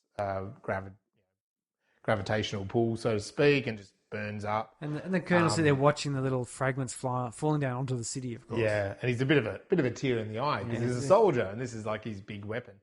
And then Tetsuo, pretty coolly, just rebuilds his arm with bits and pieces. Yeah, bits and pieces, and bits of metal. but we know that that's the potential to be able to create. Yeah, and he's done it, and he's talking with Kara at this stage. She's rocked up. Yeah, and he's like, "Do you like it? You know, it's not quite as good, but it does the trick." Yes. And this is where the scientist reveals to the Colonel that, in fact, that DJ hologram is now identical, and the Colonel's pissed off because he's like, "Told you to bloody kill him when we were in control." Now we've got Akira all over again. Yeah. So that was that. And he's in this bit of destroyed Olympic stadium, and the girlfriend, he's got the bottles of Akira all over the place. And this is where we start getting the creepy anime kind of going to a new extreme, that he's sort of talking to her and he's talking about the pain in his arm, and then his arm kind of like plops out with muscle and weird shit, pus and weird stuff, and it's going down, dripping down this chair that he's sitting on, this Olympic chair. And the scientist looking at the hologram is actually saying, "Oh, the power, this power may be actually trying to get out of him, like it's trying to leave him." And so the Colonel decides to go to him, and he does, and he fires his gun, but this weird, juicy, muscly, fleshy thing. Yeah, it's very juicy. Wet ass arm just flies across and kind of kicks the Colonel. It's like Stretch Armstrong, but all the muscles and and it's not nice colours either. No, and it's got a bit of the wiring in it as well, like the metal wiring that he made his arm out of. So it's a creepy moment, that. And this is where Tetsuo just starts expanding. He falls over, flops forward, and and his whole body starts growing all this weird, flowing like soft serve ice cream, but it's fleshy, with like some of it purple with veins, and some of it's pink and smooth, and it's dreadful. And he starts, and again his head has the wires go out as well. It looks like a big baby head type of thing. Yeah, it's no longer human, and he's these weird fleshy hands with little fingers. Yeah, on the end, which again is kind of that Gant Zero we're talking about. Where fingers are fingers. There's that the woman of the naked lady made out of naked ladies. Every teenager's best dream, Yeah. Well, until you see it like that. Yeah, until you see it and go, actually, that's kind of less sexy than I thought it would be. I thought more boobs would be, but I didn't think too many boobs would be such a problem. I mean, I saw the 3 boobs, and that's awesome. Yeah. Why don't you make it 4 boobs? you weirdo. Like Ball and Paul. Yes. And he swallows the girlfriend. He's telling her to get out of there. Get out of there, Kara. And she can't. She can't, and she gets stuck into the things. And then also Kaneda gets stuck in. And while he's doing all that, Tetsuo is suddenly saying, you got to help me. His voice is actually, it's I can't control it. Inside the body, you can hear him clearly. Yeah. On the outside, he's kind of still just screaming. And he says the girlfriend's about to die, and she does. She gets squished, just pops. Yeah, pops. There's blood everywhere. Just blood everywhere. And then Kaneda gets absorbed, and you're thinking, well, that's Kaneda gone. And then this is where the super kids are sitting there and looking at the bottles of Akira, and they start meditating, worshipping it, talking to it. And there's a really cool that one of the bottles starts bubbling. And so that's it. The Colonel starts doing the old-fashioned, I'm just going to fire my gun, very Arnie, just bang, bang, bang, fire into the blob. Let's see if shooting him works. And Kaneda actually does get released from that firing, so he kind of gets a bit free. And he shoots his laser and starts cuts free. Yeah. The Colonel gets swallowed up by the big blob of flesh. And this is where then the bottles of Akira smash open, and you kind of think, oh, what's that? And a boy arrives. Yeah, little boy steps forward in all light, and Tetsuo sort of rises up and pulls back. He was about to absorb the kids, super kids, and he sort of pulls back from Akira, revealing the Colonel, who drops out. Yep. And I think Kaneda sort of is revealed a bit more. And this boy Akira, what does Akira say to him? Is there anything in particular? I don't know what he said, but then there's just this massive white flash. Yeah. And the colonel, like, so it's a bit confusing, but then the colonel he's out of the Olympic Village, like miles away, and near these tunnels. And the little girl says to him, "Get in the tunnels like that. You'll be safer in the tunnels." And so he kind of, and she then disappears again. And then Carnito gets swallowed in by the blob again. Yeah, he's being dragged further in because he wants to help. He wants to help Tetsuo. And Tetsuo says, "Get away from me. I can't keep calling, stop it. I can't stop it." And then one of the boys, one of the super boys, goes to save Carnito. Yes, the younger one. Yeah. Number 26 or is Number 26, yeah.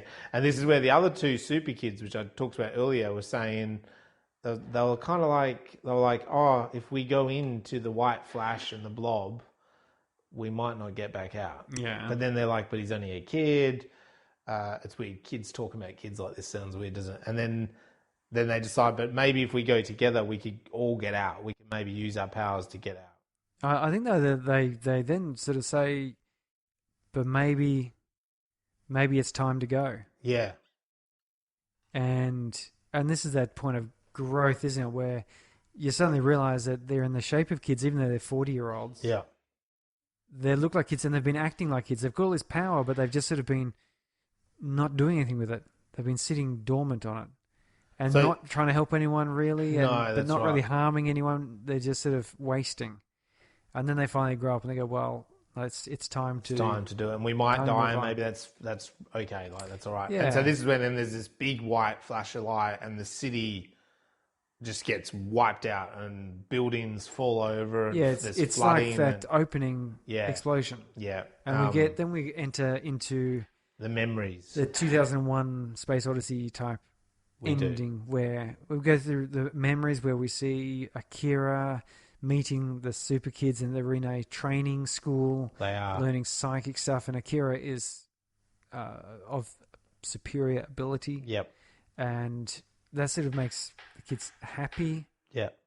But we know where that leads. That leads to, I don't know, getting chopped into little pieces. World War III, doesn't it? Yeah. Yes, and then we get some, like the black and white alternating strobe flashes, and then Kaneda's like flying through some sort of space. Yeah, and he's talking with the super kids, and they say Akira will take Tetsuo away, and that's also where they say Kei is actually on the path of being powerful herself. Yeah.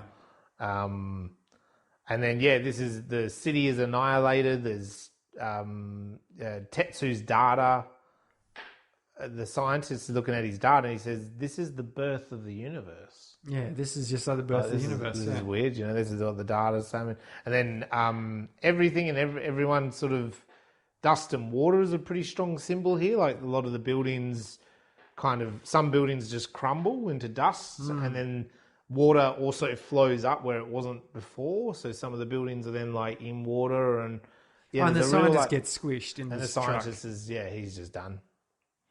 And Carnito is kind of in this weird space, isn't he? And he catches a white ball. Yeah, that big white sphere that expanded out and destroyed the city. It turns into this little white ball. It drops down, and it's. Isn't it funny? I watched this 2 nights ago, and I can't remember if there were little voices talking to him, like Tetsuo was sort of saying his last goodbye type of thing. I don't think so. No. Why do I think that? That's so weird. Not in my version, anyway. And then he catches it in his hands, and that is Tetsuo. That's Akira, Tetsuo, the 3 kids have all gone, and Kei comes up and says they've all gone. Yeah, and then I like this. The white beams of light. So this is like almost like new sun breaking through clouds, or is it the afterglow of Tetsuo leaving? You don't really know, but it's a peaceful. Whereas earlier we had Sol doing the same thing, but the beams were destruction. Yes. And now we've got this very peaceful, it looks like it's like the storm clouds are clearing away, light is bathing down, people start coming out of, there's been survivors, they start coming out. It's going to be Neo Tokyo. Yeah. Neo. And this is where we get the kind of, with those white beams as they're kind of going across the city, the voiceover from the Super Kids is something along the lines of, someday we ought to know what happens because it's already begun. Yes. And I saw that as, because they talked about Kay having the power and but maybe she's going to be more in the good spot. Well, she seemed a bit more mature. Like, her desires and intention were more altruistic than the other people. Like Tetsuo just wanted self-agency. He wanted the ability to determine for himself. And he sort of wanted a bit of revenge on the world for being treated poorly. The kids, they just want to stay kids. They didn't want to have any responsibility. They had his power, but wanted no responsibility. Yeah. Want to keep out of it. They finally learnt that and immediately transcended, I suppose. Kay has always wanted to... Not entirely sure what her desire with the... She wasn't really into the terrorism stuff, but she was sort of supportive of anti-government movement. Anti-government. And wanted better for the world. Yeah. So it is that hopeful ending where you're thinking, okay, well, Kay looks a bit cooler, a bit more in control. Looks like she's got a focus that isn't herself. Yeah. So, yeah. And then we get, the I am Tetsuo. The end. The end. To me, it's a hopeful ending. It feels like you're... that we've gone through this level of destruction and then now we've got an opportunity to start again and rebirth. I remember the turmoil I felt when I first watched this. I was like, was that the coolest movie I've ever seen? Or is that like the weirdest and stupidest movie I've seen? Or is it, and I had that unsure of what the ending meant. Was that a good ending? Yeah. I sort of wanted Kaneda to rescue Tetsuo, but it didn't happen. And so it was bit of confusing, but as you said, overall there was that sense of hope because the world had gotten better. Yes, definitely. It had been destroyed, but it's also nice. It was, I remember at the time, an unusual thought to think that you could have a better world out of destruction. And you look at a movie like Fight Club, where they're going to destroy all the world's debt. And basically, God knows what sort of chaos that would bring. It'd make farmers a lot richer. Yeah. It's ruining it. But, and I get this when I watch a zombie apocalypse. You always get someone going, it's all gone, everything's gone. And I always just want to say to them, why do you think that's a bad thing? What do you mean everything's gone? Yeah. Nothing's gone. It's all still there. Like, all of your stuff, your TV's gone. Crimea River, mate. Have you watched TV? The only decent thing is to listen to podcasts. That's right, like us. But there is always, having watched Akira back when I was a teenager, I get this view now when I see these apocalypses and people waking up. I sort of think, in a way, it's kind of a fresh start. It's like a new beginning, like they said in Fight Club, destroy all those banks' records. The vast majority of people get to start over. Of course, God knows what that's going to do to the fabric of society and how many people are going to suffer for the chaos. But the point being is the underlying sentiment of, you were slaving away to pay for a car that you couldn't afford to go to a job you needed to pay for that car and the house, like all those sorts of things. It's just this trap you get stuck in. It's like the person who does drugs to forget about their crap life, and they've got a crap life because they do drugs. Right. I think, well, at some point you need a really strong break in the cycle, which is going to seem like an ending, but it's actually also a beginning. Well, it just made me thought, because we'll get into the latter idea with these classics, but it made me think of, Demolition Man's a good example, isn't it? That society was crumbling, really violent. Yeah. Then massive earthquake, some sort of huge national disaster. Didn't they sort of say like California slipped off into the ocean or something. Like, it was just... So something horrendous, but then out of that, they've kind of created, okay, it's not the greatest, but a more peaceful society, which is still not perfect because of the class problem. But then the story of Demolition Man is like, it implies that then by the end, we can actually kind of bring maybe those two worlds together and actually then still create a better society. Yeah, something. But maybe it needed the earthquake to kind of wake everyone up, you know, like that was, again, like in Akira, what we do now is not necessarily the answer, but it can make people think about what is the actual. And that was my exact argument about why we should have spent more as a country on the NBN. I had my father-in-law ask me, yes, but what are we going to use, you know, a gigabit fiber link to a home for? And I said, it doesn't matter. Who knows? It's the spark. There's someone will find something, you know, if you've got that opportunity, if you've got the potential, if you've got that energy sitting there, someone's going to find a way to make use of it. As a result, we end up with a cheaper fiber, because that was the same sort of answer that all the IT people were saying, was like, who knows what we could do with that? It's amazing. And everyone's like, I'm sorry, but $40 billion amazing? It'll be more than, it'll be revolutionary. In what way? Give me a number. I can't. Yeah, and so we have the same deal here. So what about your ladder? For me, because I am ranking them, for me, this one does come in. We've now done episode 48. This is our 8th classic. So for me, I am actually, when I put it in that order of all the classics, I am putting it 8th. But I know you've come into this film as one of your top ones, and I know you're doing your classics. Yeah, I've been thinking about, we've talked about this ladder situation and the difficulty of trying to, because I liken it like MasterChef, or Australian Idol or something. You know, in MasterChef, the people you see in the contest week to week are all good cooks. They're all good, yeah. That's how they got to that point. Yeah, of course.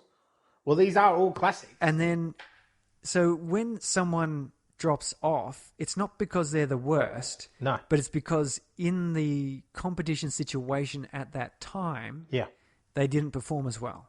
And I think that's more the way this applies here, is that given a certain, like all of the ones in the classics here, it's not that I'm putting them in, I can't put them in a preferred order, like this one is distinctly better or I prefer this one. It's more the case that if you've got to put them in some order at all, how do you do it? And I like the way you said also, perhaps it's a recommended watching order. Yeah. And I would say you should probably watch something like Akira first, and then like maybe Space Odyssey, because the two of them have that same sort of... Actually, you'd watch like Akira and then watch something like Predator to cleanse the palate. Yeah, to give you that other side of things. And then Space Odyssey, so you're opening your mind up so that when you're getting to Demolition Man, you're not just seeing a plain old action film. You're seeing more, like you said, like there's a bit of a class battle, there's a renewal, there's ideas here of apocalypse. And apocalypse doesn't always have to mean a desert wasteland. It could be what's depicted in Demolition Man, which is like a so-called ideal society, which you couldn't even say was dystopian. No, because it was, it was a society without much like crime. Like the police didn't know how to handle violence. Yeah, you can't tell me that's a dystopian society. No, it's not. But it's not a fully functional one. So I'm thinking of reorganizing these according to sort of, and I'm thinking of what I'll do is the classics, the other ones, because we've got 40 or 35 or whatever of the other ones. There's probably too many to do this, but to go through and say, here's an order I would suggest you watch these in, and here's the reasoning and why what you would think or get from each of these, so that by the end of your classic watch, you've attained some overall view of science fiction genre and storytelling and the sorts of ideas and imagery. And so when you come out at the end of that, you can then go and watch any of these other science fiction movies in the rest of our ladder and get nice bits out of each of them, regardless of where they are in the ladder, because you've got to put them some list, is you'll go, oh, look, this one's really good because it made me think about this aspect of society. This one's really good because the technology on it so is I think really that's what futurist. we should do with the classic ladder is maybe this is the recommended watching. Yeah, and I think we need to have like viewing order. Just like a sentence saying what you're going to get from that in that order and why. And that way I think that people could come back through and get more or something different out of it. Yeah. Well, that sounds really good. I think that's a good idea. Tell us what you think where that would go on your type of ladder. I reckon that we should just go into what do you think was the science in this show, Surrey? What stood out to you? Oh my goodness. What was the part that you want to delve into? The problem is I've already spoken a bit about consciousness because there was a couple other movies we watched about consciousness and so forth, but I really liked the bikes. I also really liked the lasers. Lasers are very cool because they're a strange culmination of a couple of technologies which are, at once, they're like solar panels. Solar panels are actually really quite simple in concept. Yep. But when you look at their effect, they're really cool. And lasers are much like that. So 1955, who is it? Arthur C. Clarke was credited with talking about the first energy weapons, light lasers. I can't remember what he called them. But in 1960, the laser was invented. And the laser is light amplification through stimulation of emitted radiation. Laser. But interestingly enough, it has become its own distinct word now. So it originally was an acronym. Now it's actually laser. And there's a verb to laze. So a laser lasers. So yeah, it's you would talk about a laser lasing at nanometers. And Mark, have you heard of any of the materials involved in lasers? No, not at all. Have you heard of a ruby laser or no? Okay. I'm totally in the dark with lasers. So that's right. Yes, so a laser then is light that is goes all in the same direction. So light is made up of photons, and a photon's a little packet of energy, and that it's all going in the same direction, in the same polarization with a wavelength that's the same, and its phase is very close to being the same. What we'd like is to have it all exactly the same. So what it means you can do then is you've got a whole lot of photons all heading the same way, carrying the same amount of energy, and they all pack in very close together and kind of work in concert together in that way. And the reason we can use them for cutting and so forth is because if you think of like a stage light, you've no doubt felt the heat coming off a stage light. Like that heat, that's photons. Yep. You generally in the infrared spectrum, but because it's just scattered everywhere, they're not all in the same direction with the same phase and all the rest of it. You just get you have to have a very powerful stage light for you to feel warm. And there are some of those stadium lights, for example, can get so hot you can burn paper, just from the light coming off of them. But lasers are great because when you're getting hit by that light, only some of it is heading directly onto you.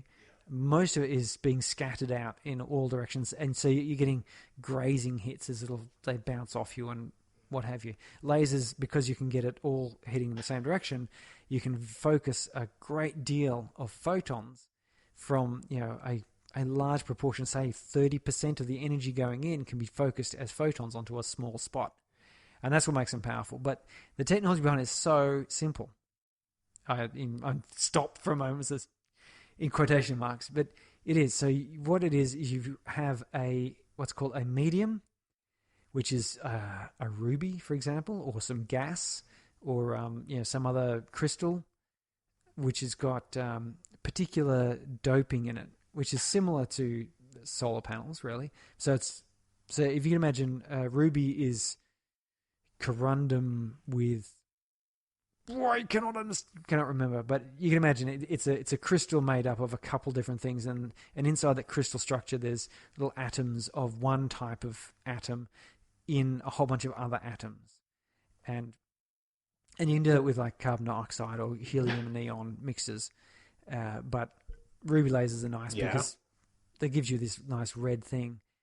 So you've got this medium which has atoms in it with electrons at set points, and electrons sit in shells. If you remember your chemistry, so you look at different electron shells, and the reason they sit at these shells is because of their photons are what makes them become more excited. So if you pour photons into an atom, the electrons go further away from the nucleus, but they go out in steps. So the smallest increment an electron can move away from the atom is a one photon's worth of energy, because a photon is the quanta of energy. You can't get smaller than one photon. Yeah, right. So if you get an atom with an electron shell with an unstable electron shell at the right energy distance from the nucleus, then say a red photon will hit it. A red photon being a visible light, red, will hit it. It'll make that electron jump up. Yep. And then at some point, it doesn't stay there forever because it's unstable. It'll drop back down. And when it drops back down, it releases that energy again. And so you get a red photon. And normally that goes off in a random direction. But there's this other interesting quantum effect that if you have a photon passing by an already excited electron, that electron will drop and the photon will go in the same direction. So now you've got two photons traveling exactly the same direction, the same phase, and it's a laser we're talking about. So if you've got a chunk of this ruby, and then you hit it with light, just a torch, electricity, expose it to an energetic field so that its electrons of the little bits of atoms inside it jump out to the shell, and then at 90 degrees to that, you fire, say, another light at the wavelength you want. When the photons from that light pass through and pass by, you get photons dropping out as these, as this quantum effect occurs, and so you get an amplification of the incoming light gets amplified by the atom's electron shells contracting, releasing photons in the same direction. And if you put a couple of mirrors at either end of this, you'll get a light beam bouncing around inside there. One of the mirrors, of course, will be slightly transparent. And so once you've got a powerful enough light reflecting, it'll overcome the threshold of the mirror and will pass through. And that's your laser. And if you carefully balance the amount of energy you're putting into this medium, this ruby, versus the strength and size of the mirrors, you'll reach a nice equilibrium point where you can just get a very nice, clean laser shooting at the other end. So it's just, there's no moving parts to it. It's, electrifying a ruby or a gas or whatever, and then shining a light through it. And that's a laser. And it blows my mind that it's that kind of, I say it's simple. It is complex, I guess, in its own way, but it's really quite simple. There's no moving parts. There's nothing funny like that going on. And so the nice thing there is that you can then produce these lasers, and lasers have a lot of useful tools. We're trying to use them as weapons. Everyone wants to use them as a weapon. The reason you want to use them for a weapon, for example, in space, is they have essentially no recoil, because photons have no mass. If you shoot a photon one direction, Newton's third law would say you have an equal and opposite reaction the other direction. Well, you've got no mass, so the reaction is zero. Yeah. Which means if you're a spaceship flying around, shooting a laser won't push you backwards against your thrusters. It won't knock you off course. Or if you're a person firing a laser gun, you're not going to go spinning. If you tried to fire a normal pistol in space with no gravity, you'd spin off in all sorts of weird directions. You wouldn't be able to do it. The other nice thing is they travel at the speed of light. So if someone's shooting a missile towards you, it's traveling at a couple times the speed of sound, and you've got a laser that can shoot at the speed of light. then you've got plenty of time to shoot that missile down before it gets to you. So that does make you wonder, do you think is a lightsaber a laser? Lightsaber, I don't know. I think it's magic. I know, I think there's magic in it, but it's just kind of like, because everything you were saying, I was like thinking, oh, is a lightsaber a laser? But then it doesn't go, do lasers go forever? Well, they'll go until they get hit and absorbed or something, yeah. Yeah. So, you know, like there's all that debate about a laser pointer at planes. You're not allowed to do that. It's illegal. But then they have to be powerful, don't they? Because there's little kind of crappy but our lasers eyes are very sensitive. Yeah. So they don't have to be that powerful to dazzle. So how do we get the lasers to like, instead of, our eyes are sensitive, but what about I want to burn a hole through your chest? Want to burn a hole through me like in Akira. Yeah, you can do that. And we've made those. There's a 60 kilowatt laser being created. And it's funny because it's often not burning it through you that is the problem.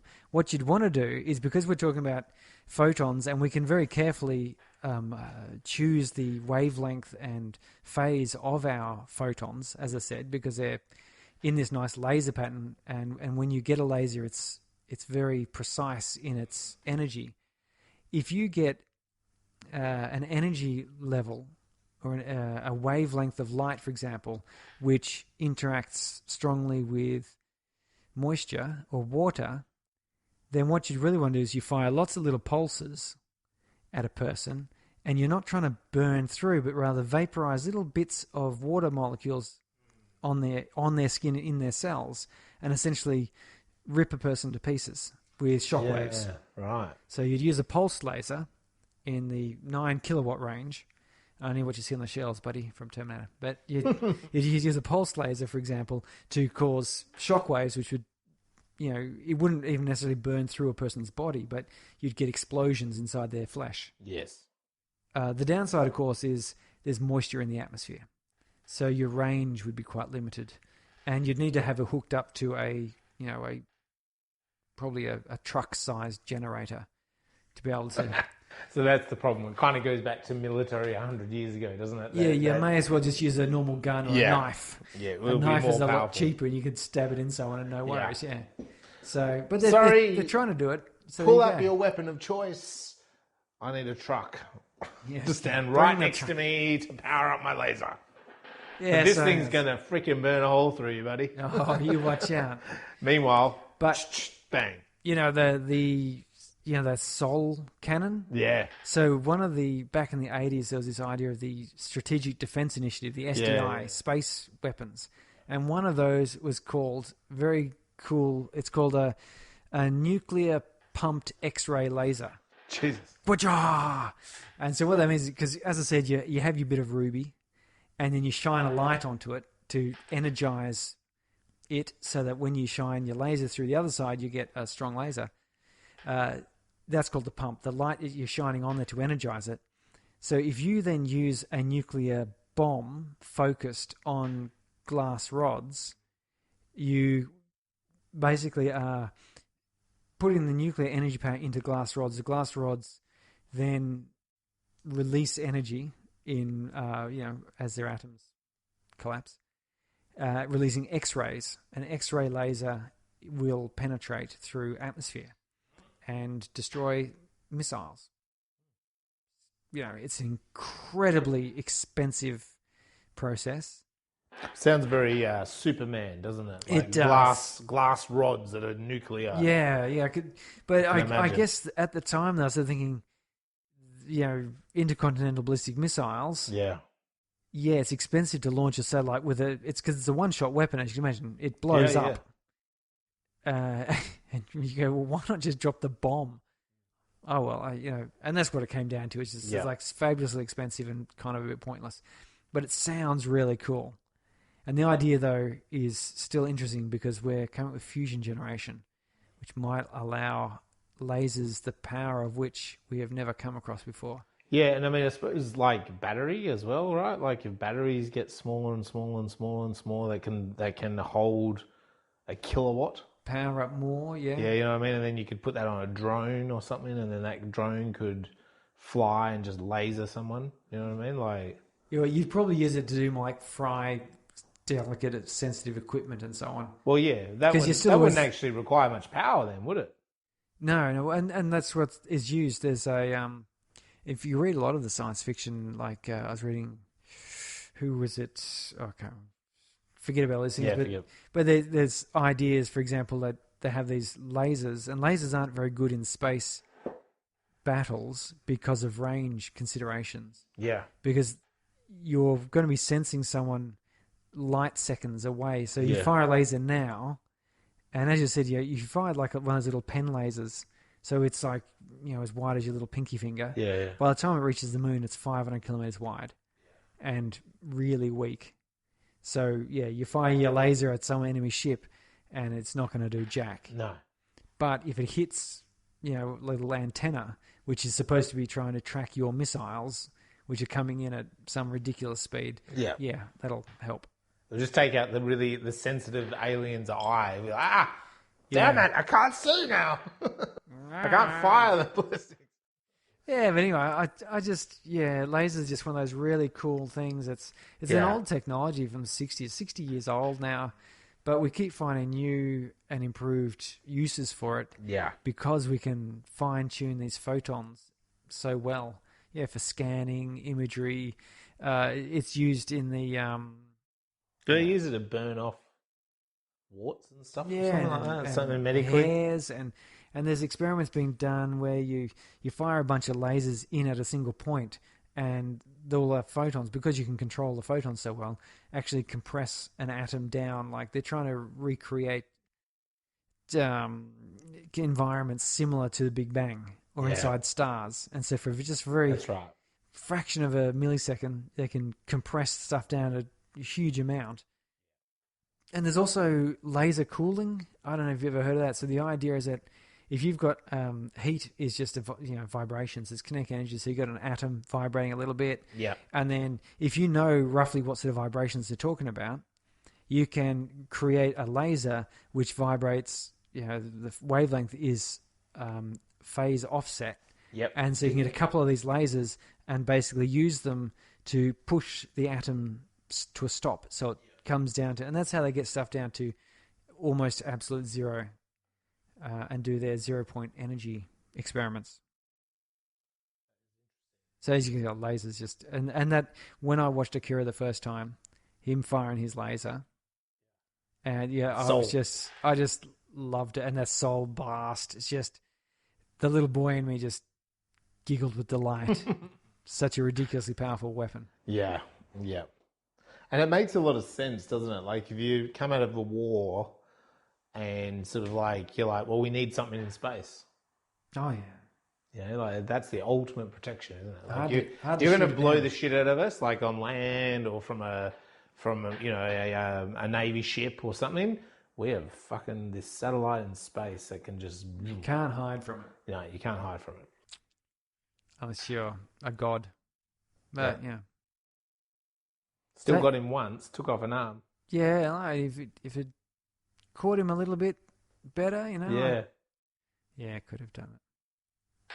Akira nearly got him if he had a charged up laser. He got him dead center in the chest there. Yeah. But just torched him, burnt his shirt. That's right. Shame. So that's my love of lasers. Because they're just very... I didn't even talk about firing lasers at solar panels. But anyway, because I love solar panels too. You do love solar. They just seem like science fiction right there. They do. So, but cinematography, you've seen a couple of these anime movies now. So what are you thinking about that? Well, I mean, it's interesting because I talked a fair bit about this in Gantz, but again, this is obviously a much older film than Gantz. So for me, I'm new to this subgenre in the science fiction world. But, again, just to remind everyone that we kind of have things in the corners, rule of thirds. We're really developed into one corner.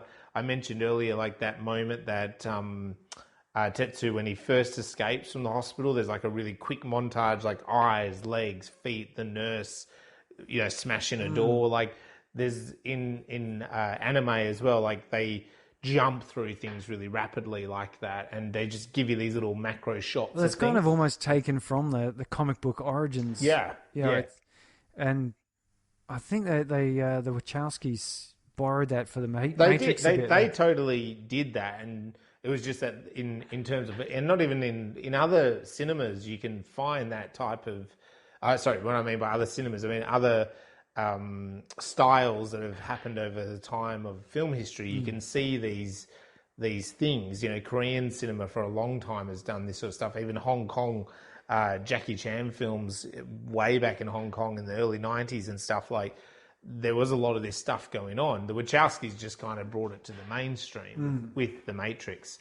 And anime had been doing it for a long time. It's just, again, bringing it to the mainstream, that's all, with the Matrix. But yeah, again, we have these interesting things like the extreme close-ups, pushing things to the extremities of the shot, real attention to details, whether that's eyes and door handles and a big a glass rolling on the floor. Yeah, the way it rolled on the floor as well. It didn't just fall over and roll straight because it's a tapered glass. It rolled in a slight arc, just like a real glass. And this was hand animation. This wasn't computer animation. This is totally hand. This film. So it's all those things that first of all I want to kind of say is like that anime look is intense in this film. Even the way the city.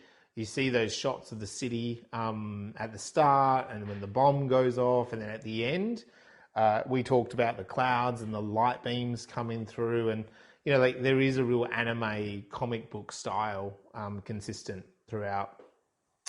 The sound, you were talking about the sound on that particular earlier with the car chase. There was this real juxtaposition to the sound, wasn't there, in this film? Yes. Like, as you said, like you described it well earlier, I think, like, a bike scene, we could have had like real heavy rock and roll or punk music or something going, and it would have fit the vibe, but instead he's gone for like tribal beats, and that's it. It's just like a real tribal beat to it, and it really stuck. There was actually a bit later with electronic, that song got a bit stuck in my head. Like I could hear that sound, there was also like when Tetsuo, I'm pretty sure it's when Tetsuo like gets powerful and starts becoming the Cape. Instead of it being epic, Superman thematic, John Williams kind of music, it was this real like, it was all voices, like it was just voices talking. The da-dum bits, like the da da. I think there's a connection there. I reckon that this film does have a connection to 2001. I would be not surprised that... Well, 2001's theme is a little bit about evolution. Exactly. There's that in there. The monolith was occurring at each phase of humans' evolution until I guess at the end there where you had that oddity. Yeah, oddity thing. And then in this one here, it's also about growing up, evolving. There's a similarity thing. There's a difference and a similarity, but I felt there was moments in here that 2001 is not at all anime. The style is not. So in fact, it's quite, some of the filmatic things are almost the opposite of an anime. But it's like, I just feel like there was some maybe homage to it in this film, or some connection to it, And I think the music played a role. So there was tribal beats. It was almost like, and there's ooh-ahs and da-dums and whispering, but it's almost like if you took a song and then took out the components. So instead of having a rock song, you take out the guitar, you take out the bass, you take out the singing, you're left with the drums. Yeah. And then in another part of the song, another part of the movie, here's this song, but we're not going to have any drums. Yeah. And we're not going to have any guitar. We're just going to have the singing. So it's like he stripped the music back, and it was very interesting. Yeah, I liked it. And of course also the moments of silence. Yeah, every now and then there'd just be silence and something would happen. Yes, which that was quite unreal feeling. Yeah, see, like in 2001, if you remember, there's like at the end in the weird bit, there's silence. There is no sound at the end of the film in that real absurd world. There is there's also earlier, then there's the real orchestral moments of the spaceships docking and stuff. So it's like you go through those extremities in 2001. So then the blood red, like we've mentioned a few times throughout the plot, we have the Akira's cape is red. We have a lot of blood spilling and it's kind of exaggerated. At the start, we have the explosion of red, like illuminating us. The titles are done in blood red. The actual motorbike is in blood red. So anything that appears like this too continuously throughout the film is definitely a motive. Yeah. And it's very symbolic. Now, traditionally, blood red tends to mean like danger and blood. It can mean the opposite, which of course is like love and lust. But I don't think that's what, and passion, but I don't think that's what they were going for. Well, in a sort of a way, it does. His motorbike red, because his motorbike was very important to him. It was. More important than the girls that hung around. Yeah. It was more important than, I suppose, being nice to Tetsuo. And at the end, even though it's all battered up, he kind of still goes limps off with it. You know, that's his heart. It is his heart, but yeah, in that way. Yeah. So anyway, it's interesting. It's always good. I love seeing a film play off something like that. So yeah, it's a really interesting film, well worth looking at in terms of those technical abilities, well worth looking at to understand what the filmmaker's probably trying to say about us as humanity and the possibility that we have, you know, maybe life versus destruction. But let us know what you thought about Akira and also us talking about it. Is it your favourite film, Surrey? I can't say it's my favourite because there's too many that are my favourite. It is a movie that sits with me as a classic. I shall forever have images of it and ideas and thoughts of it burned into my mind, yes. And I think for anyone out there, I mean, I was new to this film and it stuck with me, you know, and it made me think. And like I said earlier, like that, I think that's always a good sign of a good film because if you keep thinking about it a few days later, it means it's made an impression on your brain, you know, and that's a good thing. So tell us what you thought about Akira and check us out on all our socials. I won't be bagging socials when I talk about this. So Twitter, Instagram, and Facebook, basically just look up Space Brains podcast. Yeah. Also find any of the 40 episodes that are available on gravityundone.net and also through normal things like Spotify Check and out, Apple. say, episode 36, Occupation, and then listen to 39, the interview with the director and writer of that movie. It's a really good way of marrying together what you're seeing on the screen with what was, you know, the struggles in getting it on there, as well as the intention of it going there, its history, and it really. I mean, I've gotten so much out of these interviews we do with the directors. I mean, isn't that a great resource now?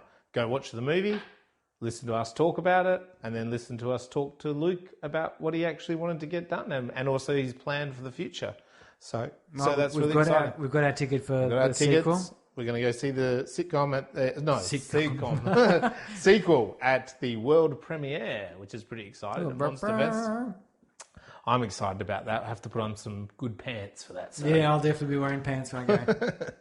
All right. Well, thanks for listening. Next episode, are we going to go for Infinity, which we've mentioned before? It's an Australian sci-fi. We'll go back to that. Do you want to do that? Sounds fantastic. Okay, let's do that. And this was Space Brains. Lasering. Is that the right one? Lazing. Jeez, it sounds like we're lazy. Yeah, well, we're not wrong. Watch out for Soul. It's coming. See ya. Bye.